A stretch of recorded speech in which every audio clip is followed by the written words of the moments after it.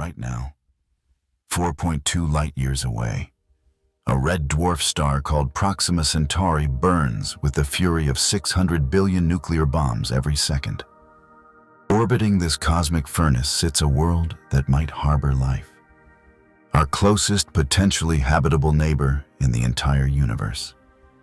But between us and that alien shore lies a gulf so vast that crossing it would require us to solve challenges that break the laws of physics, economics, and human psychology.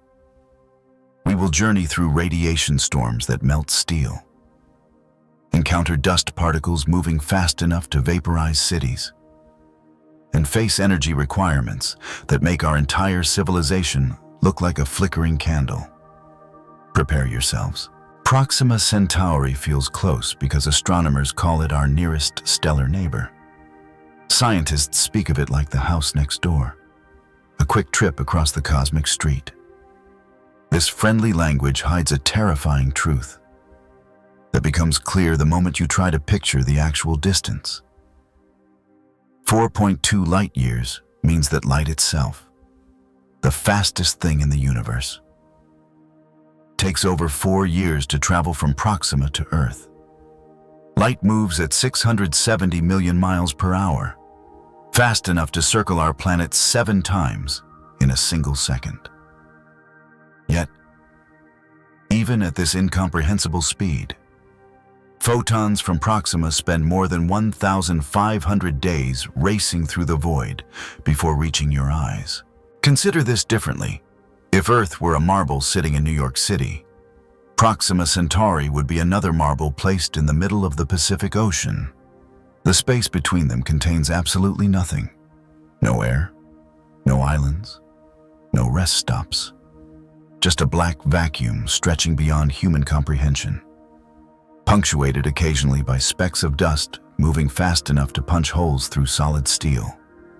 NASA's fastest spacecraft, New Horizons, screams through space at 36,000 miles per hour.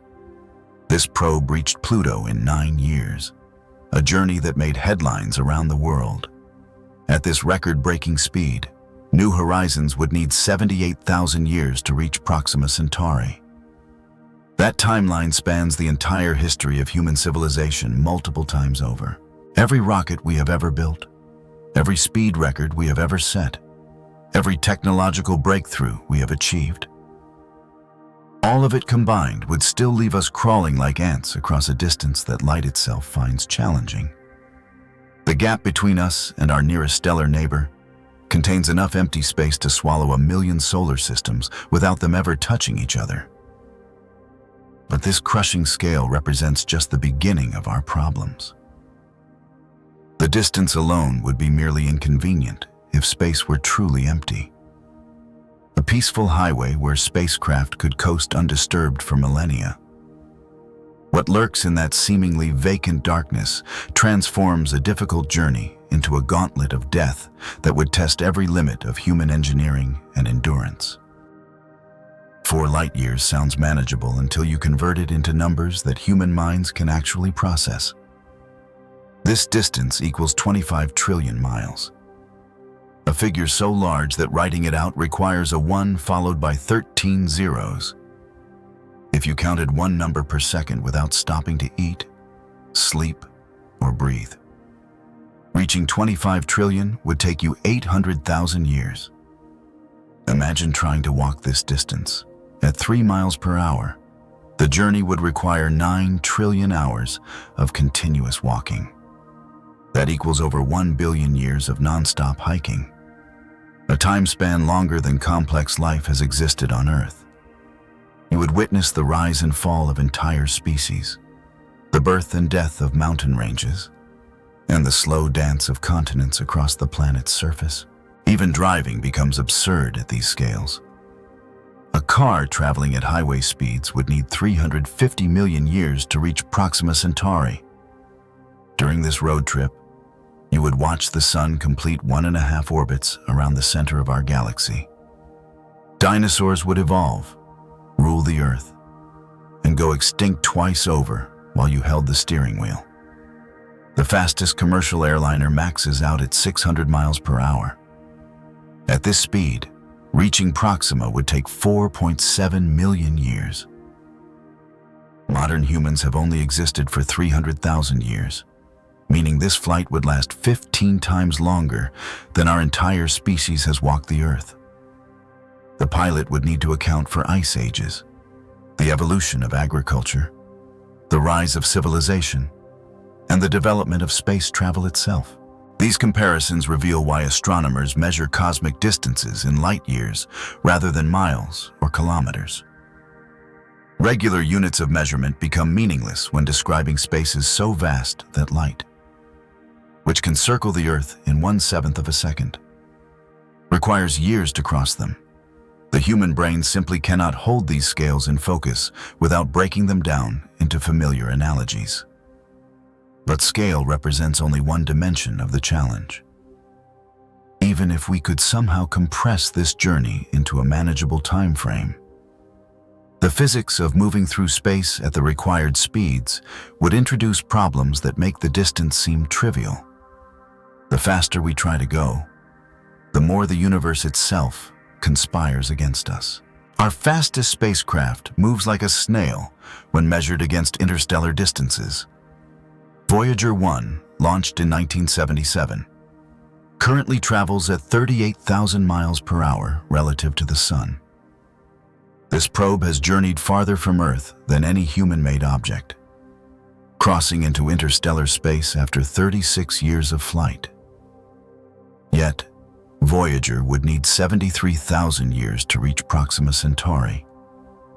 Assuming it were heading in the right direction, the Parker Solar Probe holds the current speed record, reaching 430,000 miles per hour during its closest approach to the Sun. This incredible velocity results from falling toward our star and using gravity to accelerate like a marble rolling down a hill. Even at this record-breaking speed, Parker would require over 6,000 years to reach Proxima Centauri.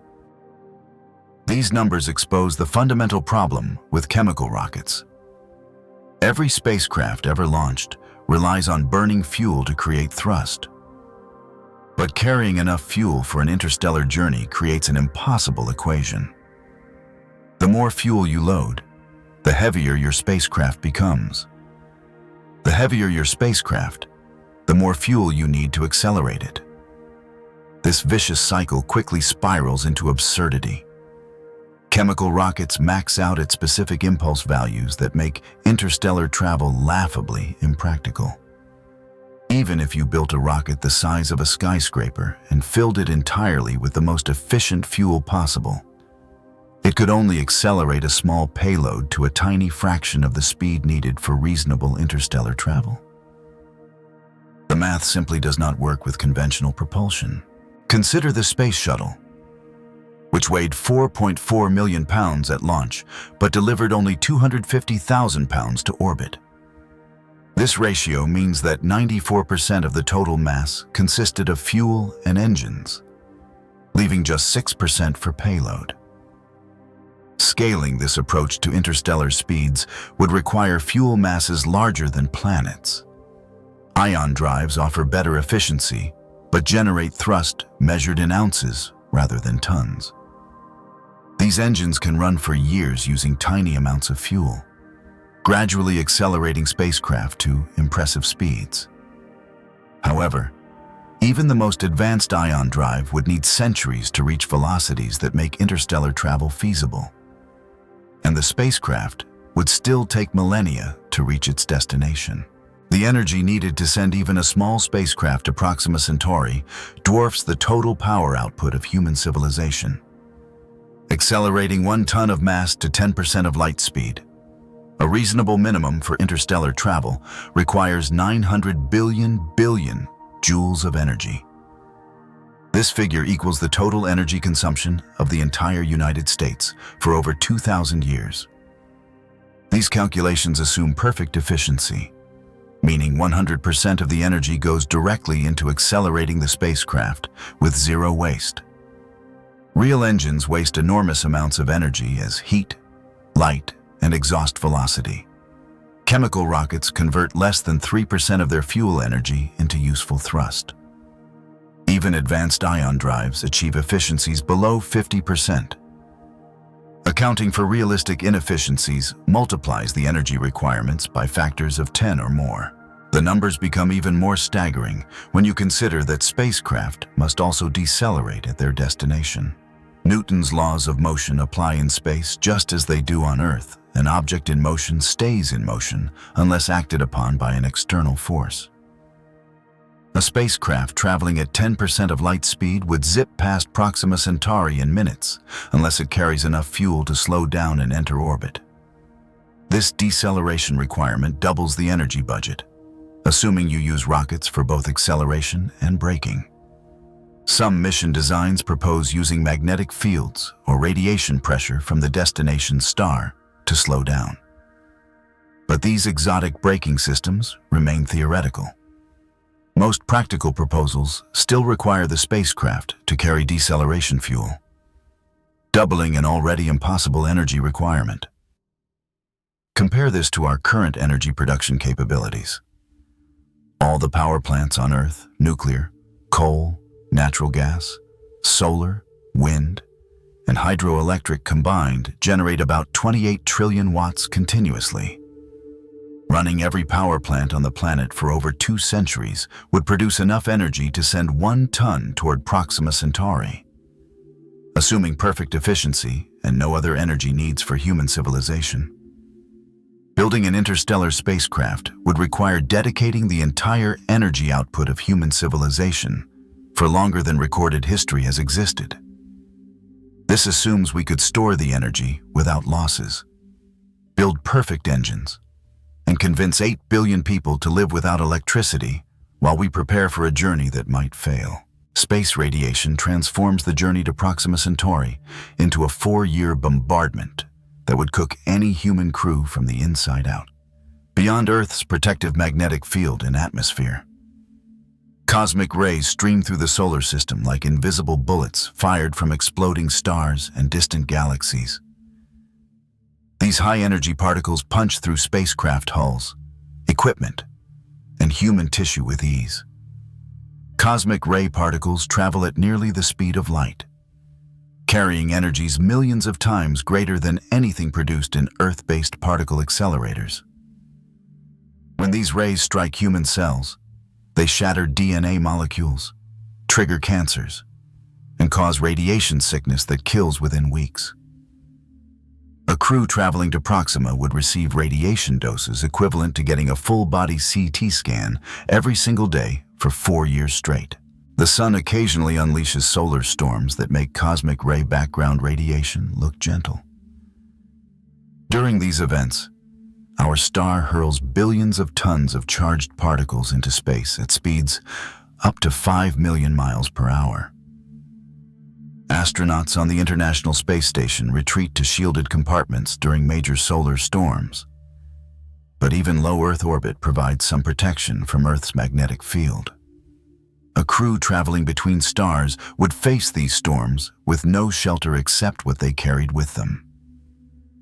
Shielding spacecraft against radiation requires massive amounts of material.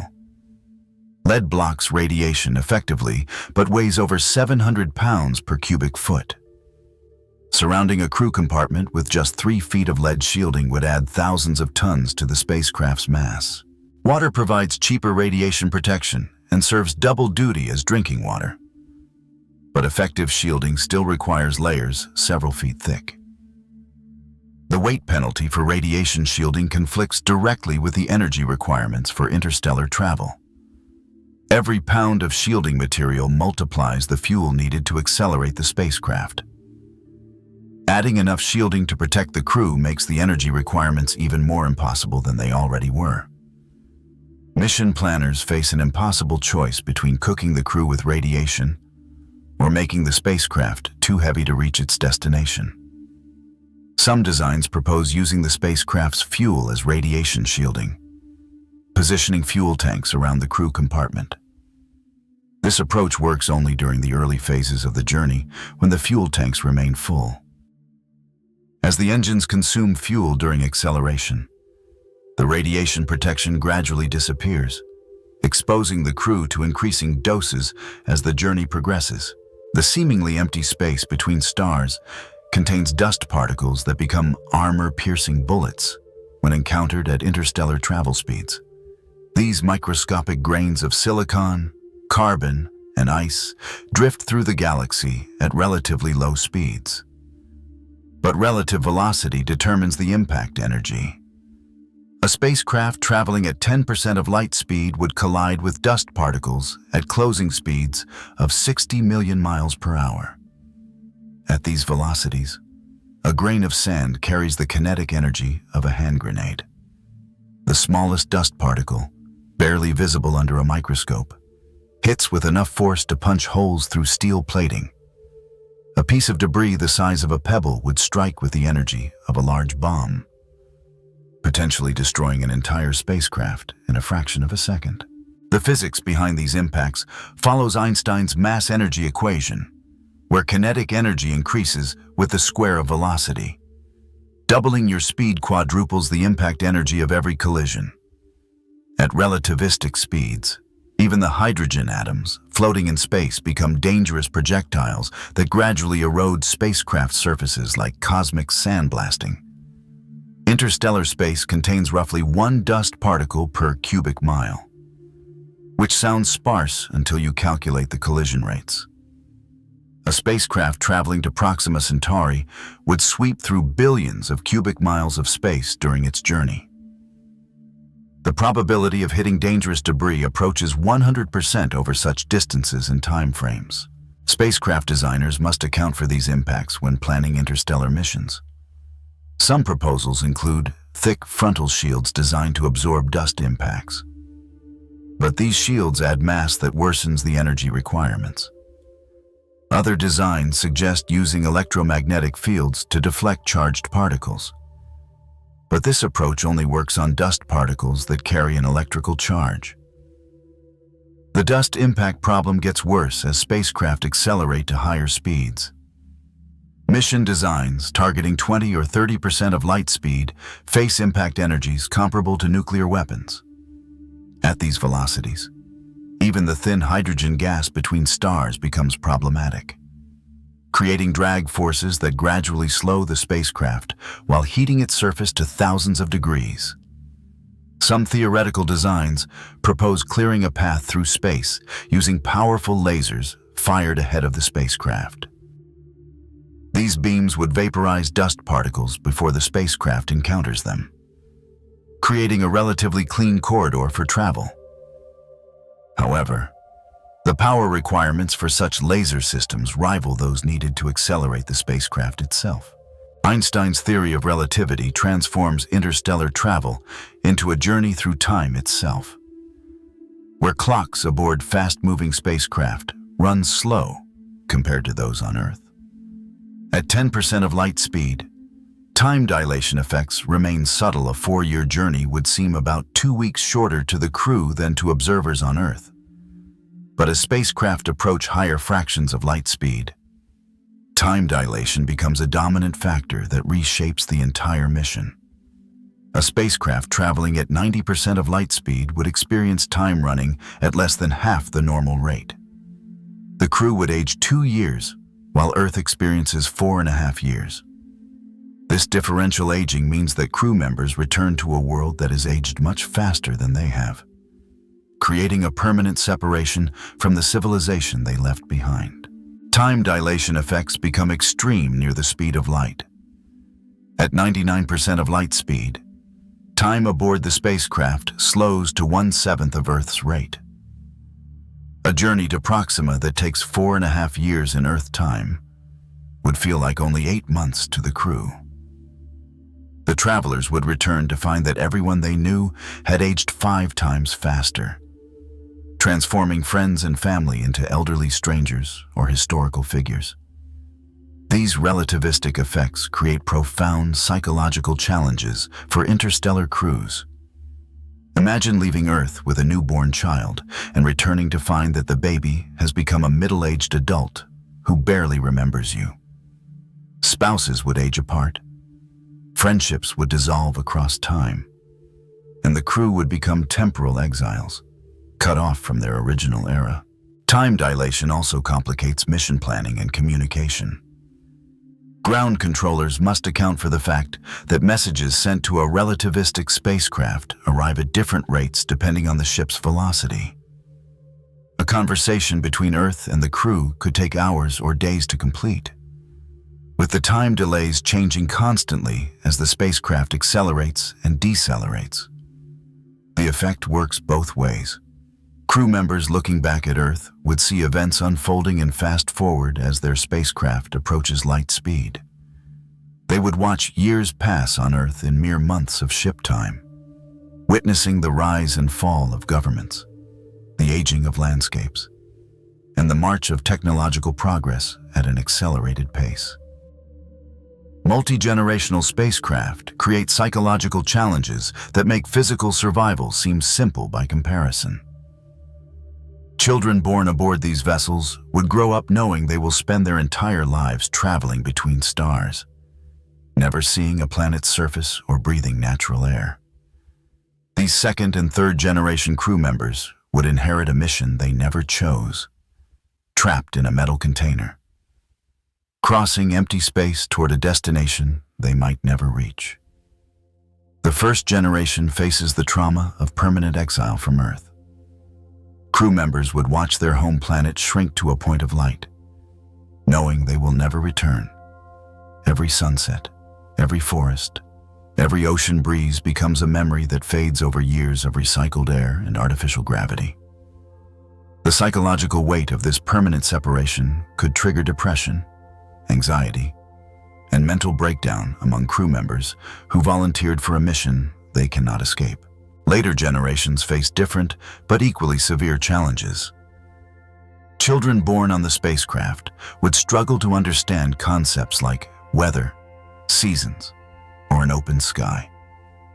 Their entire world consists of corridors, compartments, and closed ecological systems.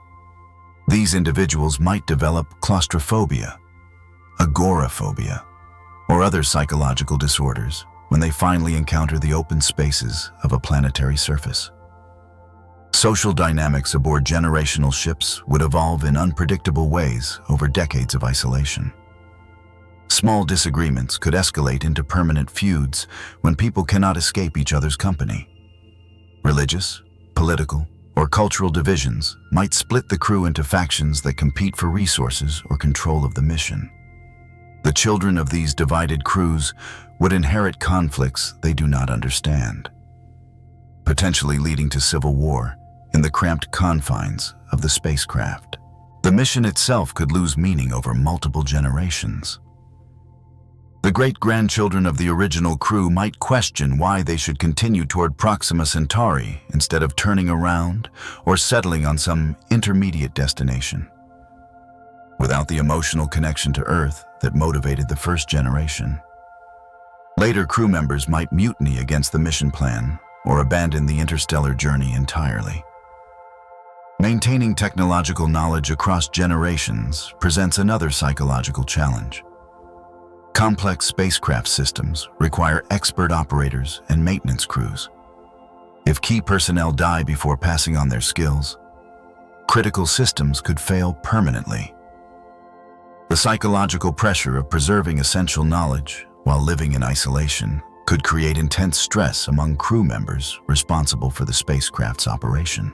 Keeping humans alive during an interstellar journey requires creating a completely closed ecosystem that recycles air, water, and food for generations without any external inputs. Every breath, every drop of water, and every calorie of food must be recycled perfectly for decades or centuries. A single failure in these life support systems would doom the entire crew to death in the void between stars. Air recycling systems must remove carbon dioxide while regenerating oxygen with perfect efficiency. Plants provide one solution: converting carbon dioxide to oxygen through photosynthesis. But growing enough vegetation to support a crew requires massive hydroponic farms. These biological systems need light, nutrients, and careful climate control. The energy requirements for growing food in space approach those needed to propel the spacecraft itself. Water recycling becomes even more critical since water serves multiple functions aboard the spacecraft. Crew members need drinking water. But water also provides radiation shielding, cooling for equipment, and reaction mass for thrusters. Advanced recycling systems can recover water from urine, sweat, humidity, and even human waste. But these processes are energy-intensive and require sophisticated machinery that could break down during the journey. Food production in space faces enormous challenges beyond simple plant growth. A balanced human diet requires proteins, fats, vitamins, and minerals that cannot all come from simple crops like potatoes or wheat. Meat production remains essentially impossible in space, forcing crews to rely on plant proteins or synthetic alternatives. Vitamin deficiencies could cause serious health problems over multi-year journeys. The closed ecosystem must maintain perfect balance for decades without any external inputs. Earth's biosphere includes millions of species that interact in complex ways to recycle nutrients and maintain atmospheric composition.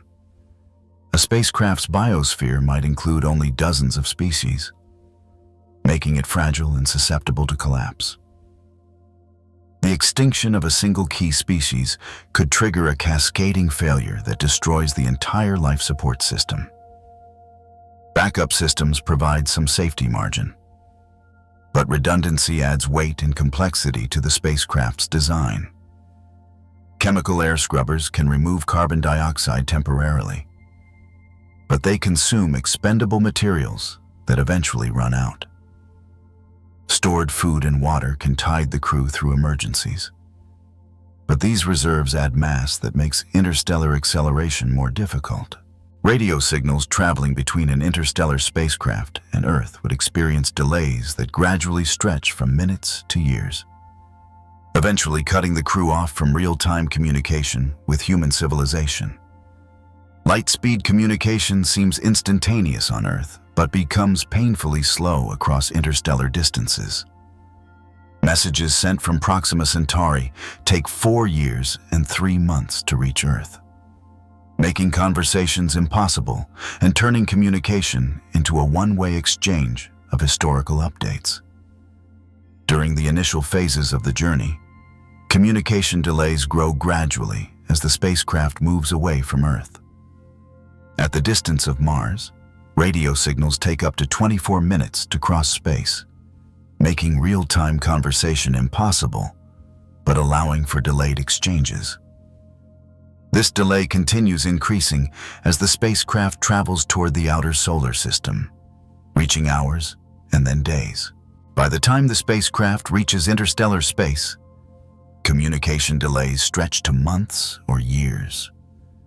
A message sent from Earth would arrive when the crew has forgotten the original question. Technical problems that require ground support become impossible to solve since any advice from Earth arrives long after the crisis has either resolved itself or destroyed the spacecraft. The growing communication delay isolates the crew psychologically as well as technically. News from Earth becomes increasingly irrelevant as it arrives months or years after the events occur. Crew members would learn about the deaths of friends and family long after the funerals, receive birthday wishes from people who might themselves be dead, and watch their civilization evolve through a series of historical snapshots rather than real-time updates. Radio signal strength follows the inverse square law, meaning the signal power decreases with the square of the distance. A radio transmission that arrives clearly from the distance of Mars becomes barely detectable noise from interstellar distances. Even the most powerful radio transmitters on Earth would struggle to send detectable signals to a spacecraft traveling toward Proxima Centauri. The spacecraft's own transmitters face even greater challenges sending signals back to Earth. Power generation aboard an interstellar spacecraft remains limited, making it difficult to operate transmitters powerful enough to reach Earth across light years of space. Solar panels become useless beyond the outer solar system, forcing crews to rely on nuclear reactors or other energy sources. Proxima Centauri reveals itself as a violent, unstable star that regularly unleashes radiation storms powerful enough to sterilize planets and destroy spacecraft. Unlike our Sun's relatively steady output, this red dwarf star erupts in massive flares that increase its brightness by factors of 10 or more within minutes. These stellar tantrums release more energy than humanity has ever produced, hurling deadly radiation across the entire Proxima system. Red dwarf stars burn their fuel so slowly that they can shine for trillions of years, outlasting our Sun by factors of thousands. This incredible longevity comes at a cost. Red dwarfs remain active and unstable throughout their extended lifetimes. Where our Sun experiences occasional solar storms, Proxima Centauri lives in a permanent state of stellar rage, erupting regularly with flares that would cook any approaching spacecraft. These stellar flares accelerate charged particles to incredible speeds, creating radiation levels that make the journey through interstellar space look safe. By comparison, a spacecraft arriving during a major flare would receive radiation doses equivalent to detonating nuclear weapons inside the crew compartments. Even robotic probes would suffer electronic failures that could cripple or destroy mission-critical systems. The planet Proxima b orbits its star at a distance of just 4 million miles. 20 times closer than Earth orbits the Sun. This intimate embrace means the planet receives the full fury of every stellar flare without the protection of distance. Any atmosphere the planet once possessed has likely been stripped away by billions of years of stellar bombardment, leaving behind a radiation-scarred wasteland. The star's magnetic field creates additional hazards for spacecraft attempting to approach the system. Charged particles trapped in these magnetic field lines create radiation belts similar to Earth's Van Allen belts, but thousands of times more intense. A spacecraft entering the Proxima system would need to navigate through these deadly radiation zones while simultaneously dealing with unpredictable stellar flares. The close orbit of Proxima b also means the planet is likely tidally locked, with one side permanently facing the star while the other remains in eternal darkness. The day side would experience temperatures hot enough to melt lead, while the night side would freeze colder than liquid nitrogen. Any potential for life would exist only in the narrow twilight zone between these extreme environments. Even the timing of our arrival could prove fatal. Stellar flares occur randomly, and a spacecraft might arrive during a particularly violent outburst that would destroy it instantly. Mission planners would have no way to predict the stellar activity 4 years in advance, making every interstellar journey a gamble against cosmic forces beyond human control. Solar sails harness the gentle pressure of starlight to accelerate spacecraft without carrying any fuel. But the forces involved are so weak that reaching interstellar speeds requires sails larger than entire cities. Light carries momentum despite having no mass, exerting tiny pressures on any surface it strikes. This radiation pressure powers solar sails the same way wind powers sailboats. But the forces are millions of times weaker than even the gentlest breeze. A solar sail experiences a pressure of just 9 pounds per square mile when facing the sun directly. This gossamer touch could never lift a feather on Earth. But in the vacuum of space, even these tiny forces can gradually accelerate a spacecraft to impressive speeds. The secret lies in building sails with enormous surface areas while keeping their mass as low as possible, creating favorable thrust-to-weight ratios. Successful solar sails require materials so thin they become essentially two-dimensional. The lightest possible sails use films just a few atoms thick, made from materials like graphene or specially engineered polymers. These ultra-thin membranes reflect sunlight while weighing almost nothing, but they remain incredibly fragile. A grain of dust could punch holes through the sail, while solar radiation gradually degrades the material over years of exposure.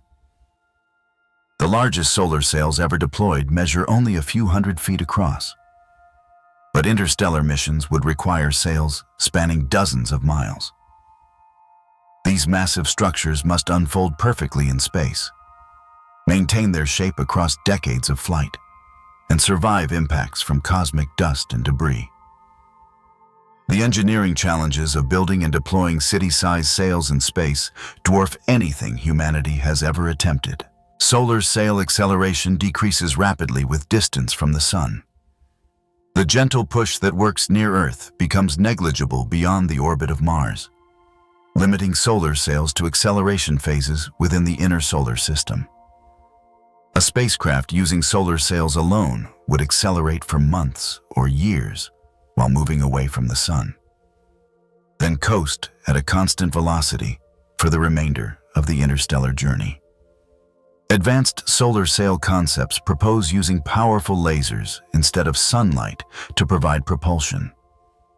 These laser-propelled light sails could receive concentrated energy beams from Earth-based transmitters, maintaining acceleration long after leaving the solar system. However, keeping a laser focused on a distant spacecraft requires a pointing accuracy measured in billionths of a degree, while the spacecraft's tiny sail must remain perfectly aligned with the incoming beam. Ion drives squeeze every possible mile from their fuel by accelerating individual atoms to incredible speeds, creating a thrust so efficient that a few pounds of propellant can power a spacecraft for years. These engines strip electrons from atoms of xenon or other gases, creating charged particles called ions. Powerful electric fields then accelerate these ions to speeds of 60,000 miles per hour before shooting them out the back of the engine as exhaust. The exhaust velocity from ion drives exceeds that of chemical rockets by factors of 10 or more, translating directly into fuel efficiency through the rocket equation that governs all spacecraft. While chemical rockets blast out hot gases at a few thousand miles per hour, ion drives achieve exhaust velocities approaching 200,000 miles per hour.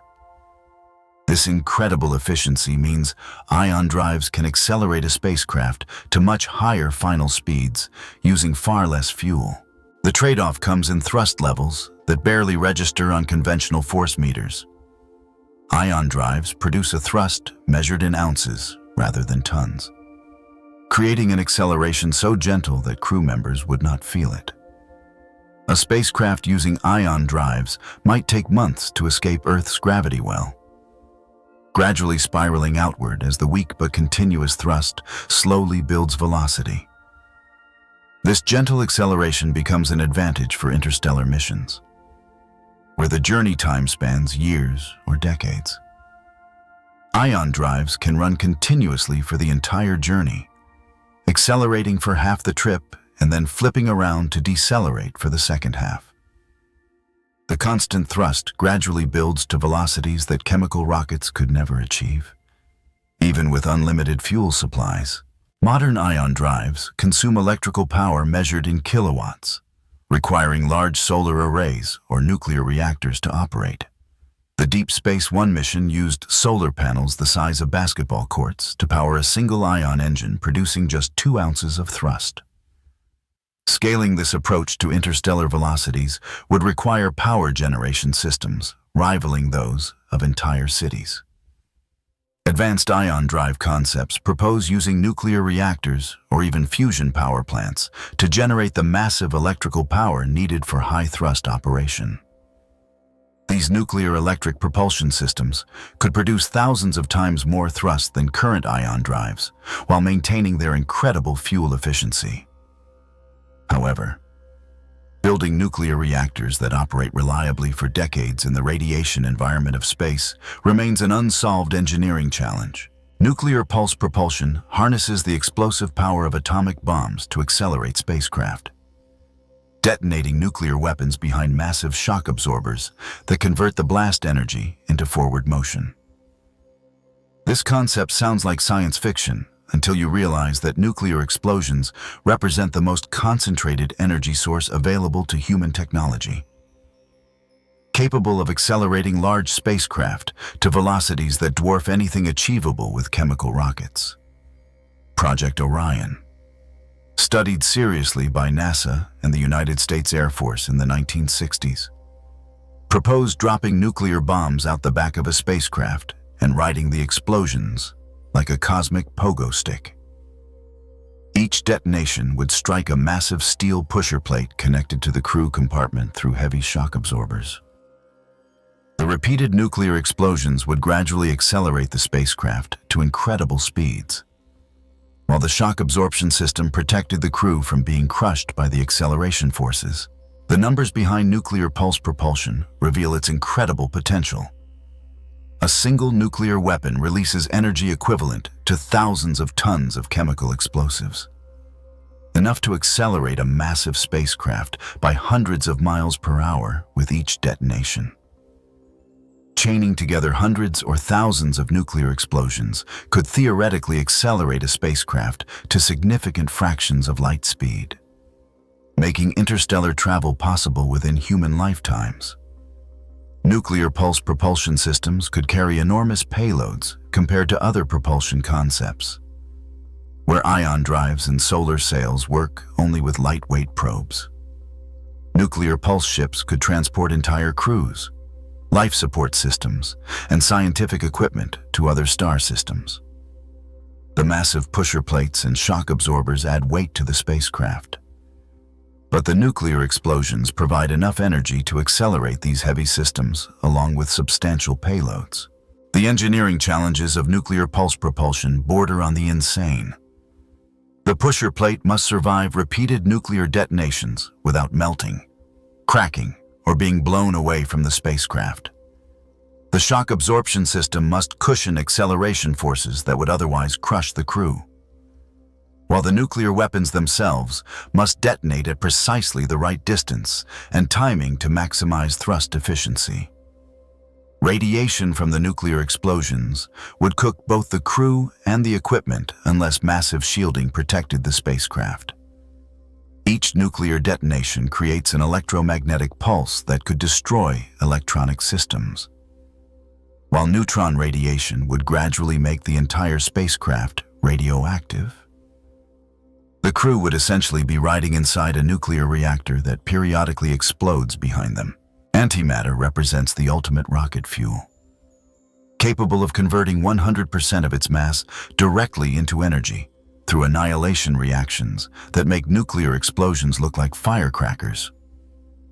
When matter and antimatter meet, they destroy each other completely, releasing energy.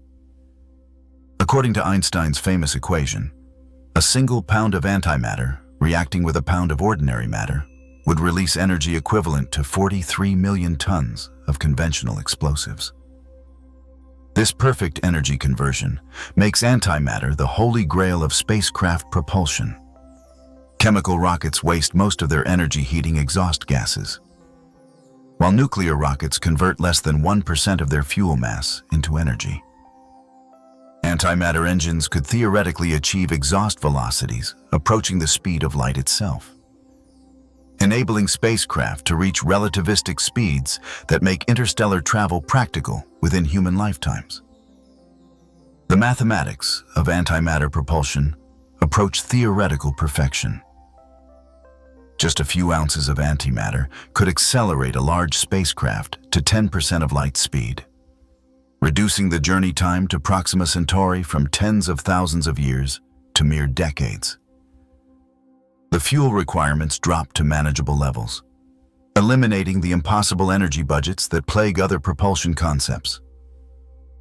Creating antimatter requires the most advanced particle accelerators on Earth, which consume enormous amounts of electrical energy to produce microscopic quantities of antiprotons and positrons. Current production rates measure antimatter in individual atoms rather than usable amounts. Producing a single gram of antimatter would require the entire electrical output of the United States for thousands of years using current technology. Storing antimatter presents challenges that make nuclear fuel handling look simple. Antimatter cannot touch any ordinary matter without annihilating instantly, requiring containment systems that use magnetic fields to suspend the antimatter particles in a perfect vacuum.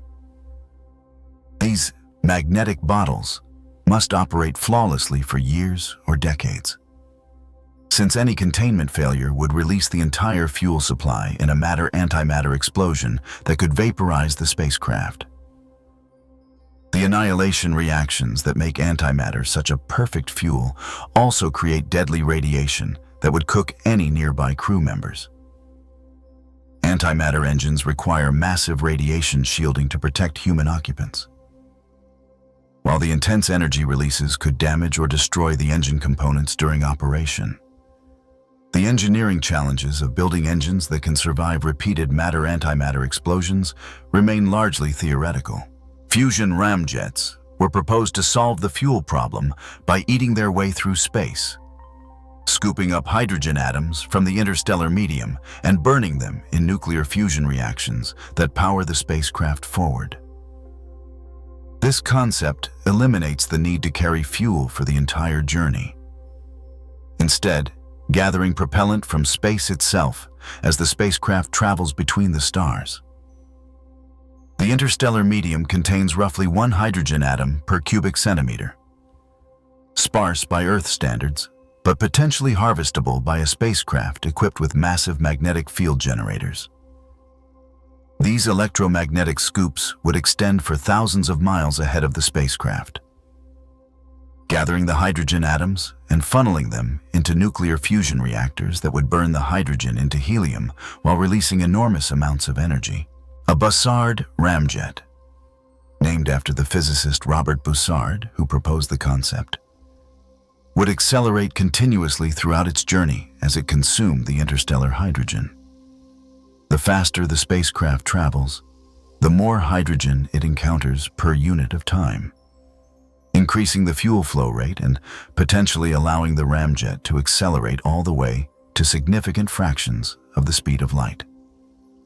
This self-feeding propulsion system could theoretically reach velocities that would make interstellar travel practical. The magnetic field generators required for the hydrogen collection would dwarf any technology currently available. The electromagnetic scoop must extend across thousands of miles of space while generating magnetic fields strong enough to deflect and capture individual hydrogen atoms moving at relative speeds of millions of miles per hour. The power requirements for these magnetic fields would rival those needed to accelerate the spacecraft itself. Nuclear fusion reactions require temperatures of hundreds of millions of degrees and pressures found only in stellar cores. Creating controlled fusion reactions on Earth remains an unsolved engineering challenge. Despite decades of research and billions of dollars in development costs, building fusion reactors that operate reliably in space while processing the hydrogen collected from the interstellar medium represents an even greater technological leap. The ramjet concept faces a fundamental catch-22 problem that may make it impossible to implement. The spacecraft must travel at relativistic speeds to collect enough hydrogen to sustain the fusion reactions. But reaching those speeds in the first place requires conventional propulsion systems that face all the fuel and energy limitations discussed earlier. The ramjet cannot start working until the spacecraft already approaches the speeds that other propulsion systems cannot achieve. Breakthrough Starshot proposes building a laser system powerful enough to accelerate tiny spacecraft to 20% of light speed, using concentrated light beams to push ultra-lightweight probes toward Proxima Centauri in just 20 years.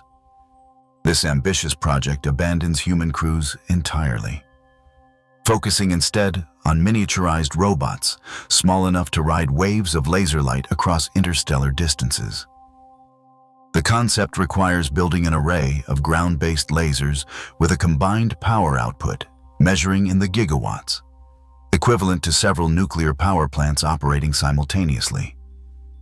These laser arrays would focus their energy into tight beams, capable of pushing small spacecraft equipped with ultra-lightweight solar sails. The intense laser light would accelerate the probes to incredible speeds within minutes, launching them on trajectories that would reach Proxima Centauri faster than any other proposed mission. Each Starshot probe would weigh less than 1 gram, roughly equivalent to a computer chip equipped with cameras, sensors, and communication equipment. These gram-scale spacecraft represent the ultimate miniaturization of space technology, packing scientific instruments into packages smaller than postage stamps. Advanced manufacturing techniques borrowed from computer chip production could theoretically build thousands of these tiny probes for the cost of a single conventional spacecraft. The laser acceleration phase would last only a few minutes, during which the probes would experience acceleration forces millions of times stronger than Earth's gravity. These extreme forces would crush any conventional spacecraft. But the gram-scale probes could survive because their small size and low mass distribute the acceleration forces more easily. The probes must maintain a perfect orientation during the acceleration, keeping their solar sails aligned with the laser beam despite forces that would tear apart a larger spacecraft. Keeping the laser beam focused on the tiny spacecraft, moving at 20% of light speed, requires a pointing accuracy that exceeds anything ever achieved. The laser system must track targets smaller than computer chips across distances of trillions of miles while compensating for atmospheric distortion, Earth's rotation, and the spacecraft's own motion. A pointing error, smaller than the width of a human hair, could cause the laser to miss its target entirely. The probes cannot slow down when they reach Proxima Centauri, since they carry no fuel for deceleration. Instead, they would flash past the Proxima system at 20% of light speed, gathering data during a flyby lasting just a few hours. The scientific observations would need to occur automatically, since the radio signals take over 4 years to travel between Earth and Proxima. Suspended animation could transform the psychological nightmare of interstellar travel into a dreamless sleep, allowing crews to skip the decades-long journey and wake up refreshed at their destination. This concept borrows from the natural hibernation seen in bears, ground squirrels, and other animals that slow their metabolism during the winter months. Extending these biological processes to human timescales could make century-long voyages psychologically manageable. Medical researchers have achieved limited success with therapeutic hypothermia, cooling patients during complex surgeries to slow their metabolism and reduce tissue damage. These procedures typically last for hours rather than years, but they prove that human metabolism can be safely slowed under controlled conditions. Scaling therapeutic hypothermia to decades or centuries would require solving enormous medical and technical challenges. Deep hibernation slows an animal's metabolism by factors of 10 or more, allowing the creatures to survive for months without food while consuming minimal oxygen. Their heart rates drop to just a few beats per minute. Their brain activity becomes barely detectable, and their body temperatures fall close to freezing. These hibernating animals essentially pause their lives, emerging in the spring with minimal aging despite the months of inactivity. Human hibernation research remains in its earliest stages, but scientists have identified some of the biological mechanisms that control hibernation in animals. Specialized hormones trigger the hibernation response, while other biochemical changes protect the cells from damage during the extended periods of reduced metabolism. Understanding and replicating these processes in humans could eventually enable artificial hibernation for space travel. Suspended animation systems would need to maintain the crews in hibernation for decades while monitoring their health and preventing medical emergencies. Automated medical systems would need to provide nutrition, remove waste products, and treat any health problems that develop during the long sleep. These life support systems must operate flawlessly for the entire journey. since the crew members cannot wake up to repair any failures. The hibernation process itself carries significant medical risks that could kill the crew members before they reach their destination. Cooling the human body triggers numerous physiological changes that can cause heart problems, blood clots, organ failure, and brain damage. Current therapeutic hypothermia procedures require constant medical supervision, making them impractical for multi-year applications without major technological advances.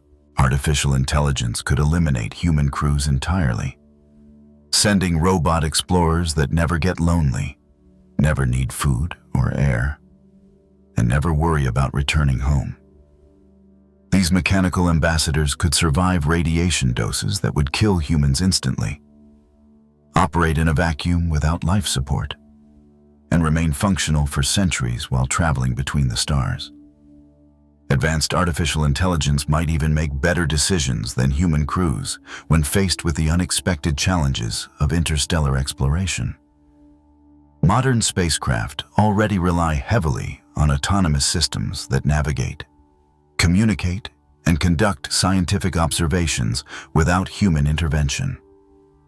The Mars rovers operate independently for months at a time, making navigation decisions and selecting scientific targets using artificial intelligence systems. Scaling these capabilities to interstellar missions would require AI systems capable of independent operation for decades without any possibility of human assistance. Robot spacecraft could survive the radiation environment of interstellar space without the massive shielding required for human crews. Electronics can be hardened against radiation damage using special materials and design techniques that would be impractical for biological systems. While cosmic rays would gradually degrade the electronic components over time, redundant systems could compensate for failures throughout the multi-decade journey. The mass savings from eliminating the life support systems would dramatically improve the feasibility of interstellar missions.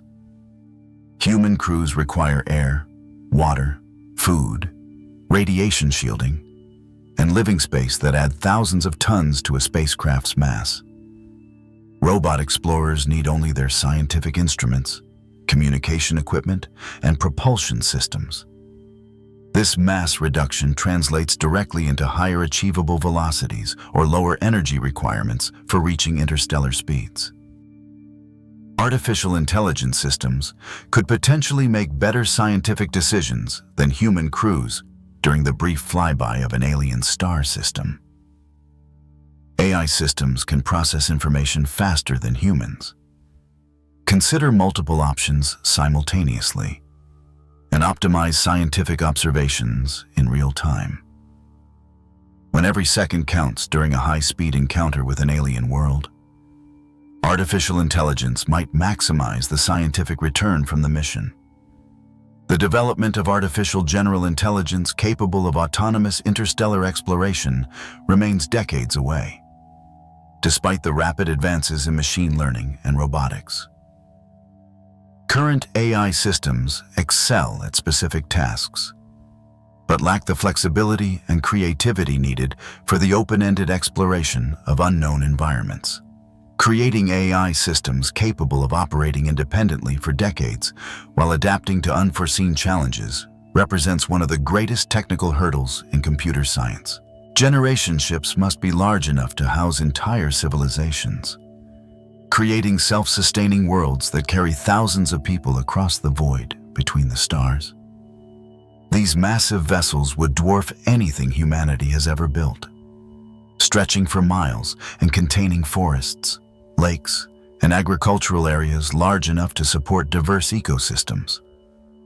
The engineering challenges of building city-sized spacecraft push against the fundamental limits of materials science and structural engineering. The smallest viable generation ship would need to house at least 10,000 people to maintain genetic diversity and preserve human culture throughout the multi-century journey. This population would require living space equivalent to a major city, along with all the infrastructure needed for manufacturing, agriculture, education, and governance. The spacecraft would essentially become a floating nation. crossing interstellar space with no possibility of outside assistance.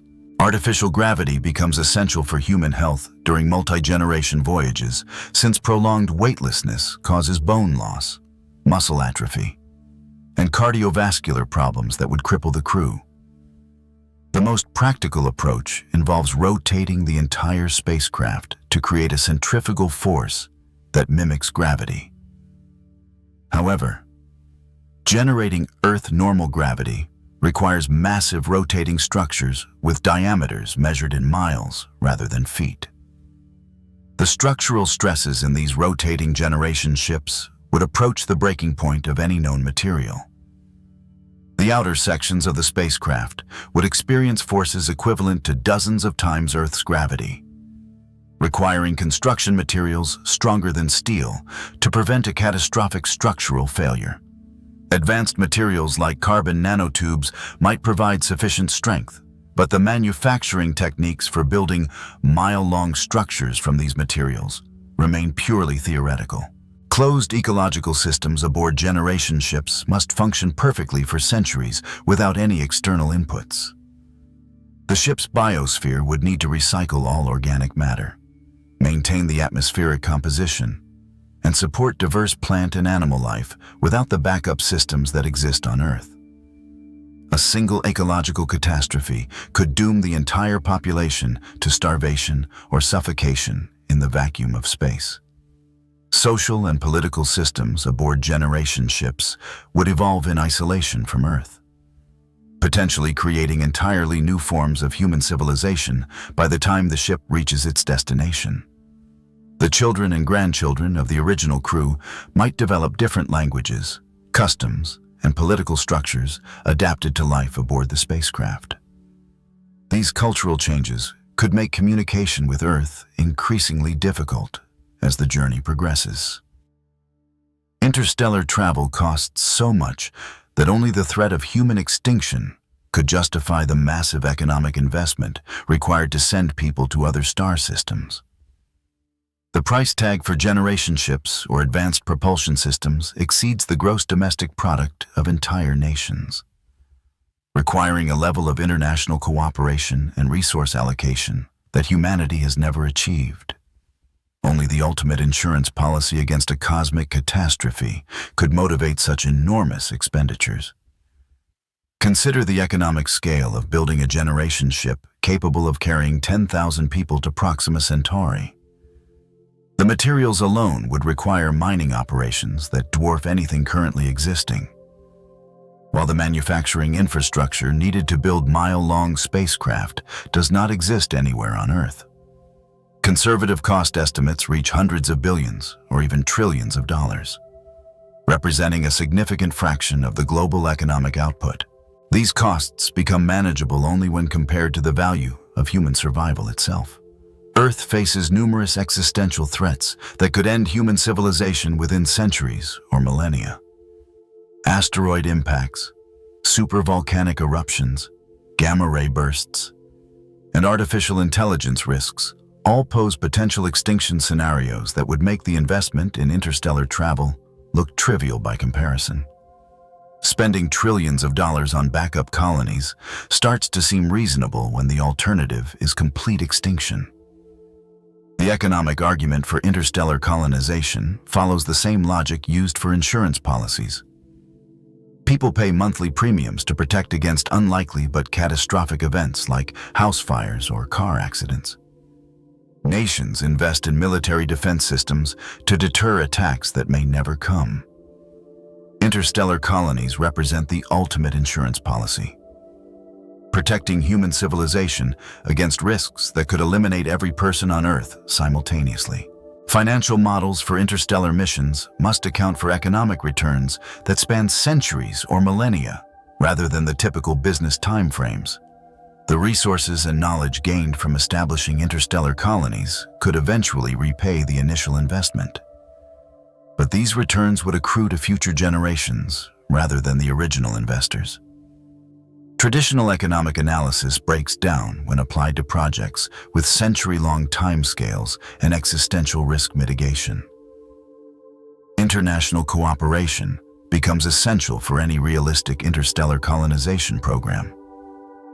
Since no single nation possesses the resources needed to build generation ships or advanced propulsion systems, the political challenges of maintaining international cooperation for century-long projects rival the technical challenges of interstellar travel itself. Economic interests, political conflicts, and changing leadership could derail interstellar programs long before the spacecraft reach their destinations. Proxima b presents a world of extremes, where one hemisphere burns under an eternal day while the other freezes in a permanent night, creating conditions unlike anything found in our solar system. This alien Earth orbits so close to its red dwarf star that gravitational forces have locked it in place, forcing the same side to always face Proxima Centauri. The result is a planet split between fire and ice, with potentially habitable conditions existing only in the narrow twilight zone between these extremes. The day side of Proxima b experiences temperatures hot enough to melt lead, with surface conditions that would vaporize any spacecraft unlucky enough to land there. Stellar radiation from the nearby red dwarf bathes this hemisphere in energy levels that exceed those found on Venus, creating a hellscape of superheated rock and possibly molten lava flows. Any atmosphere on the day side would be stripped away by the intense stellar wind and radiation pressure. The night side presents equally hostile conditions, but for the opposite reasons. The permanent darkness and isolation from the stellar heat would create temperatures approaching absolute zero, cold enough to freeze carbon dioxide and nitrogen into solid ice. This frozen wasteland would be as lifeless as the surface of Pluto, with no energy sources to support any form of biological activity. Spacecraft landing on the night side would face challenges similar to operating in the outer solar system. Between these extreme hemispheres lies a twilight zone where temperatures might allow liquid water to exist on the surface. This narrow band around the planet represents the only potentially habitable region where the balance between stellar heating and radiative cooling could create Earth-like conditions. However, this twilight zone would experience constant hurricane-force winds as the hot air from the day side rushes toward the cold night side. The atmospheric dynamics of Proxima b would create weather patterns unlike anything seen on Earth. The temperature differential between the day and night sides would drive the atmospheric circulation, with wind speeds potentially reaching hundreds of miles per hour. These permanent storms would make landing a spacecraft extremely dangerous, while the high winds would quickly erode any surface features through constant sandblasting. Stellar flares from Proxima Centauri would periodically sterilize any life that might exist on the planet's surface. These radiation bursts occur randomly and without warning, delivering doses of high-energy particles that would kill exposed organisms instantly. Any potential life on Proxima b would need to shelter underground or in deep water to survive these periodic sterilization events. Radio waves travel at the speed of light, making them the fastest messengers we could send to announce our arrival at Proxima Centauri years before any spacecraft reaches the system. These electromagnetic signals could carry detailed information about human civilization, scientific knowledge, and our peaceful intentions to any intelligent life that might exist around our nearest stellar neighbor. A carefully crafted radio message could serve as humanity's first diplomatic contact with an alien civilization. Powerful radio transmitters on Earth could send signals strong enough to be detected across interstellar distances. Assuming alien civilizations possess radio telescopes similar to our own, the Arecibo radio telescope, before its collapse, could detect signals from an identical telescope located anywhere within 1,000 light-years. This suggests that advanced civilizations around Proxima Centauri might be able to receive and decode radio messages transmitted from Earth using our current technology. The message's content would require careful consideration to ensure it could be understood by a non-human intelligence. Mathematical concepts like prime numbers or geometric relationships might serve as universal languages that any scientific civilization would recognize. The famous Drake equation, which estimates the probability of extraterrestrial intelligence, could itself be transmitted as a way of demonstrating human scientific understanding and our awareness that other civilizations might exist. Encoding human knowledge into radio signals presents fascinating challenges that reveal the assumptions underlying our own communication methods. How do you explain color to beings that might perceive different wavelengths of light? How do you describe music to creatures that might not have auditory systems? The process of creating interstellar messages forces us to think about what aspects of the human experience might be universal versus culturally specific. The timing of the signal transmission becomes crucial when planning the coordinated arrival of radio messages and spacecraft. Radio signals sent today would reach Proxima Centauri in 4 years and 3 months, while a spacecraft using current propulsion technology would require tens of thousands of years to complete the journey. Advanced propulsion systems could reduce the spacecraft's travel time to decades, allowing the radio messages and physical visitors to arrive within the same historical period. From an alien perspective, multiple signal transmissions could provide redundancy against technical failures or atmospheric interference around Proxima Centauri. Sending the same message repeatedly, using different radio frequencies and transmission methods, would increase the probability that at least some of the signals reach their destination intact. These redundant transmissions could also demonstrate human persistence and our commitment to establishing interstellar communication. Interstellar missions carry such enormous risks that responsible mission planning requires multiple backup spacecraft, redundant systems, and alternative destinations to ensure that at least some portion of humanity's interstellar efforts succeed. The vast distances and decades-long journey times mean that single-point failures could doom entire missions, wasting centuries of preparation and astronomical investments. Only through careful redundancy planning can interstellar missions achieve acceptable success probabilities. Multiple spacecraft launching toward the same destination would provide insurance against individual mission failures that could result from technical malfunctions, navigation errors, or encounters with space debris. If 5 generation ships departed for Proxima Centauri using different launch windows and trajectory profiles, the probability that at least one mission succeeds would increase dramatically compared to betting everything on a single spacecraft. This redundancy comes at an enormous cost, but remains essential for missions that cannot be repeated or rescued. Backup destinations become crucial when the primary targets prove to be unsuitable for colonization or hostile to human life. Recent exoplanet discoveries have identified potentially habitable worlds around nearby stars like Tau Ceti, Wolf 359, and Gliese 6667c. Developing interstellar missions toward multiple destinations simultaneously would hedge against the possibility that Proxima b proves to be uninhabitable or that one particular mission encounters insurmountable obstacles. Different propulsion technologies should be pursued simultaneously to avoid a dependence on any single approach that might prove to be technically impossible or economically unfeasible.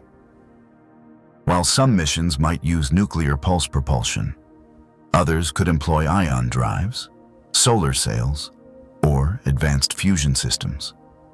This technological diversification would ensure that interstellar exploration continues, even if specific propulsion concepts fail to meet their performance goals.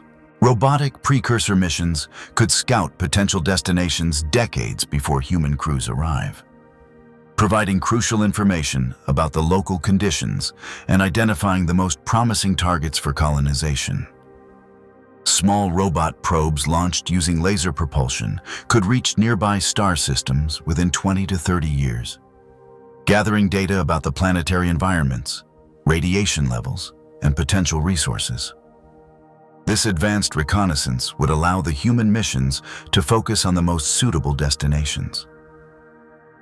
Communication relay networks positioned between Earth and the interstellar destinations could maintain contact with the distant spacecraft throughout their journeys.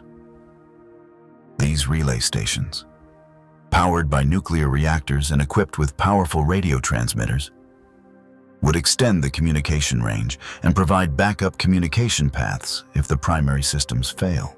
The relay network would also enable a coordination between multiple missions and allow the sharing of critical information across the different spacecraft. The seemingly impossible journey to Proxima Centauri represents humanity's only long-term strategy for surviving the cosmic threats that could end our species within the next few centuries or millennia. Earth exists in a dangerous universe filled with asteroid impacts, supervolcanic eruptions, gamma-ray bursts, and other catastrophic events that have caused mass extinctions throughout our geological history. Establishing self-sustaining colonies around other stars would ensure that human civilization survives, even if Earth becomes uninhabitable. The dinosaurs ruled the Earth for over 160 million years before an asteroid impact ended their dominance in a matter of hours. Similar cosmic catastrophes await our planet on timescales that seem distant to individual humans, but represent mere moments in the history of the universe. Without interstellar colonies, humanity remains vulnerable to single events that could eliminate every person on Earth simultaneously, ending 4 billion years of biological evolution in our corner of the galaxy. Developing interstellar travel technology would transform human civilization in ways that extend far beyond simple species survival. The engineering challenges of building generation ships, fusion rockets, and life support systems for century-long voyages would drive technological advances that would revolutionize life on Earth. Energy production, materials science, artificial intelligence, and closed-loop ecology would all advance rapidly to meet the demands of interstellar exploration. The perspective shift that comes from becoming an interstellar species could fundamentally change how humans view themselves and their place in the universe. Political conflicts over national boundaries would seem trivial when viewed from the scale of light years, while environmental problems that appear insurmountable might be solved using the technologies developed for spacecraft life support systems. Interstellar exploration would force humanity to think and plan on timescales measured in centuries rather than election cycles. Scientific discoveries made during interstellar exploration could answer fundamental questions about the nature of life, intelligence, and consciousness in the universe. Finding life around other stars would prove that biology represents a universal phenomenon, rather than a cosmic accident unique to Earth. Discovering alien civilizations would revolutionize our understanding of intelligence, technology, and the possible futures that await intelligent species. The economic benefits of interstellar colonization would eventually justify the enormous initial investments. As human populations around other stars develop new technologies, exploit alien resources, and establish trade networks spanning light years. These interstellar economies would provide backup sources of knowledge, culture, and genetic diversity that could help Earth recover from future catastrophes or simply continue advancing human civilization. We have journeyed through the crushing vastness of space, faced radiation storms that would cook us alive, and confronted energy requirements that dwarf our entire civilization. Every mile toward Proxima Centauri reveals new impossibilities that seem designed to keep us forever trapped on our small, blue world. Yet within these impossible challenges lies humanity's greatest opportunity to transcend our planetary origins and become something far greater than we are today. The same species that once huddled around fires, fearing the darkness beyond, has already sent robotic ambassadors to every planet in our solar system. We have split atoms, decoded our own DNA, and built machines that think. The impossible has a curious habit of becoming inevitable when humans decide to make it so. The journey to Proxima Centauri will require us to solve problems that currently seem beyond the reach of human engineering and imagination. But perhaps that is exactly what we need, a challenge so immense that it forces us to evolve, to cooperate, and to think beyond the short-term conflicts that currently divide our species. The technologies we develop for interstellar travel will transform life on Earth, while the perspective of becoming an interstellar civilization will reshape how we see ourselves and our future. In 4.2 light-years, a red dwarf star burns with the accumulated fury of billions of nuclear explosions.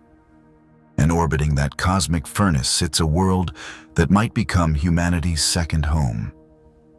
The distance between here and there contains enough emptiness to swallow 1 million solar systems, but also enough possibility to give our species a future among the stars. The impossible journey to Proxima Centauri is not just about reaching another world. It is about ensuring that human consciousness, creativity, and love survive long enough to seed the galaxy with life and meaning.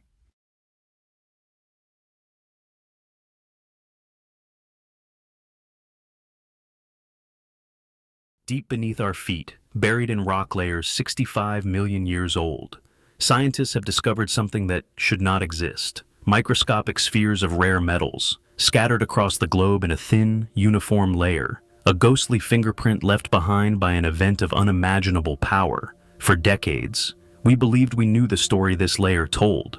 It was the signature of a single, catastrophic day. The day an asteroid struck the Earth and brought an end to the reign of the dinosaurs. That thin band of iridium, a metal rare on Earth but common in asteroids, was the final, indelible proof. But what if that story is incomplete? What if that layer, and others like it, are telling a different, more unsettling tale? We have always believed we were the first species on this planet to split the atom, to harness the energy of fossil fuels, to reshape the very chemistry of our atmosphere. But this is an assumption born of our own temporal and technological arrogance. The Silurian hypothesis, a thought experiment named after a fictional ancient species from Doctor Who, poses a radical and deeply troubling question.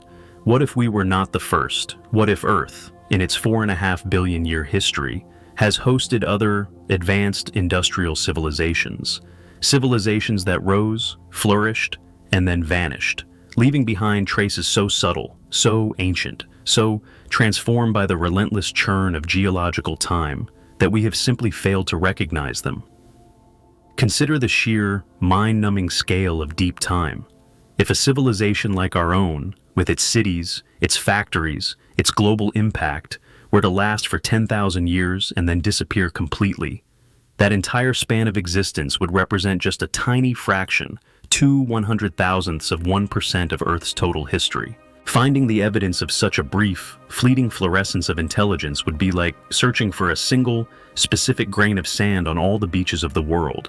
It is a task that seems, on the face of it, to be impossible. And yet, the planet remembers. The geological record is a vast, patient, and surprisingly detailed archive. It preserves the echoes of ancient events with a fidelity that can span hundreds of millions of years.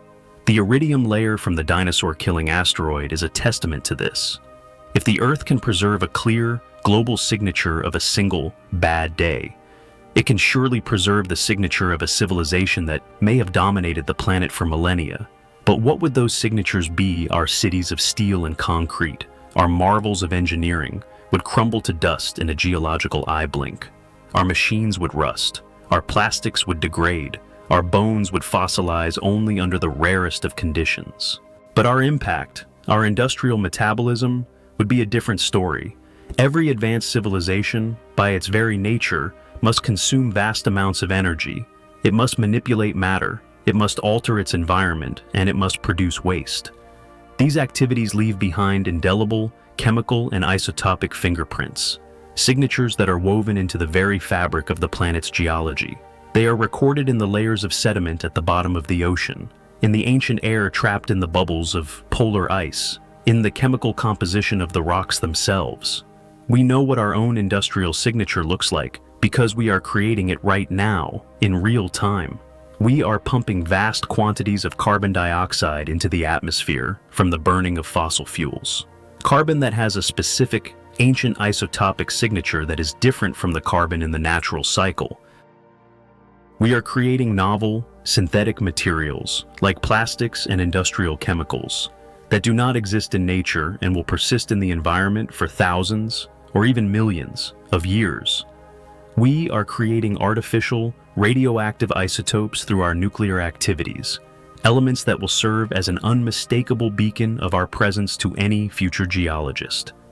The challenge, and the central question of the Silurian hypothesis, is whether we would be able to recognize the signatures of a civilization that was not our own, a civilization that may have used different technologies, harnessed different energy sources, and produced different kinds of waste. Their industrial fingerprints might be hiding in plain sight, mistaken for the products of some unusual, but purely natural, geological or biological process. And so, armed with this new, unsettling perspective, scientists have begun to re-examine the deep archives of our planet's history, searching not for fossils or bones, but for the subtle, anomalous whispers of a lost, industrial past. And what they are beginning to find is a series of profound and disturbing mysteries that challenge our most fundamental assumptions about the history of life, of intelligence, and of civilization on Earth. The story of life on Earth, as told by the fossil record, is not a smooth, continuous narrative of gradual, Darwinian evolution. It is a fragmented, punctuated, and often violent epic, a book with most of its pages ripped out, leaving behind a series of dramatic and largely unexplained leaps in complexity. The most famous of these is the Cambrian explosion, a period around 540 million years ago when, in a geological instant, the ocean suddenly teemed with an astonishing diversity of complex, multicellular life.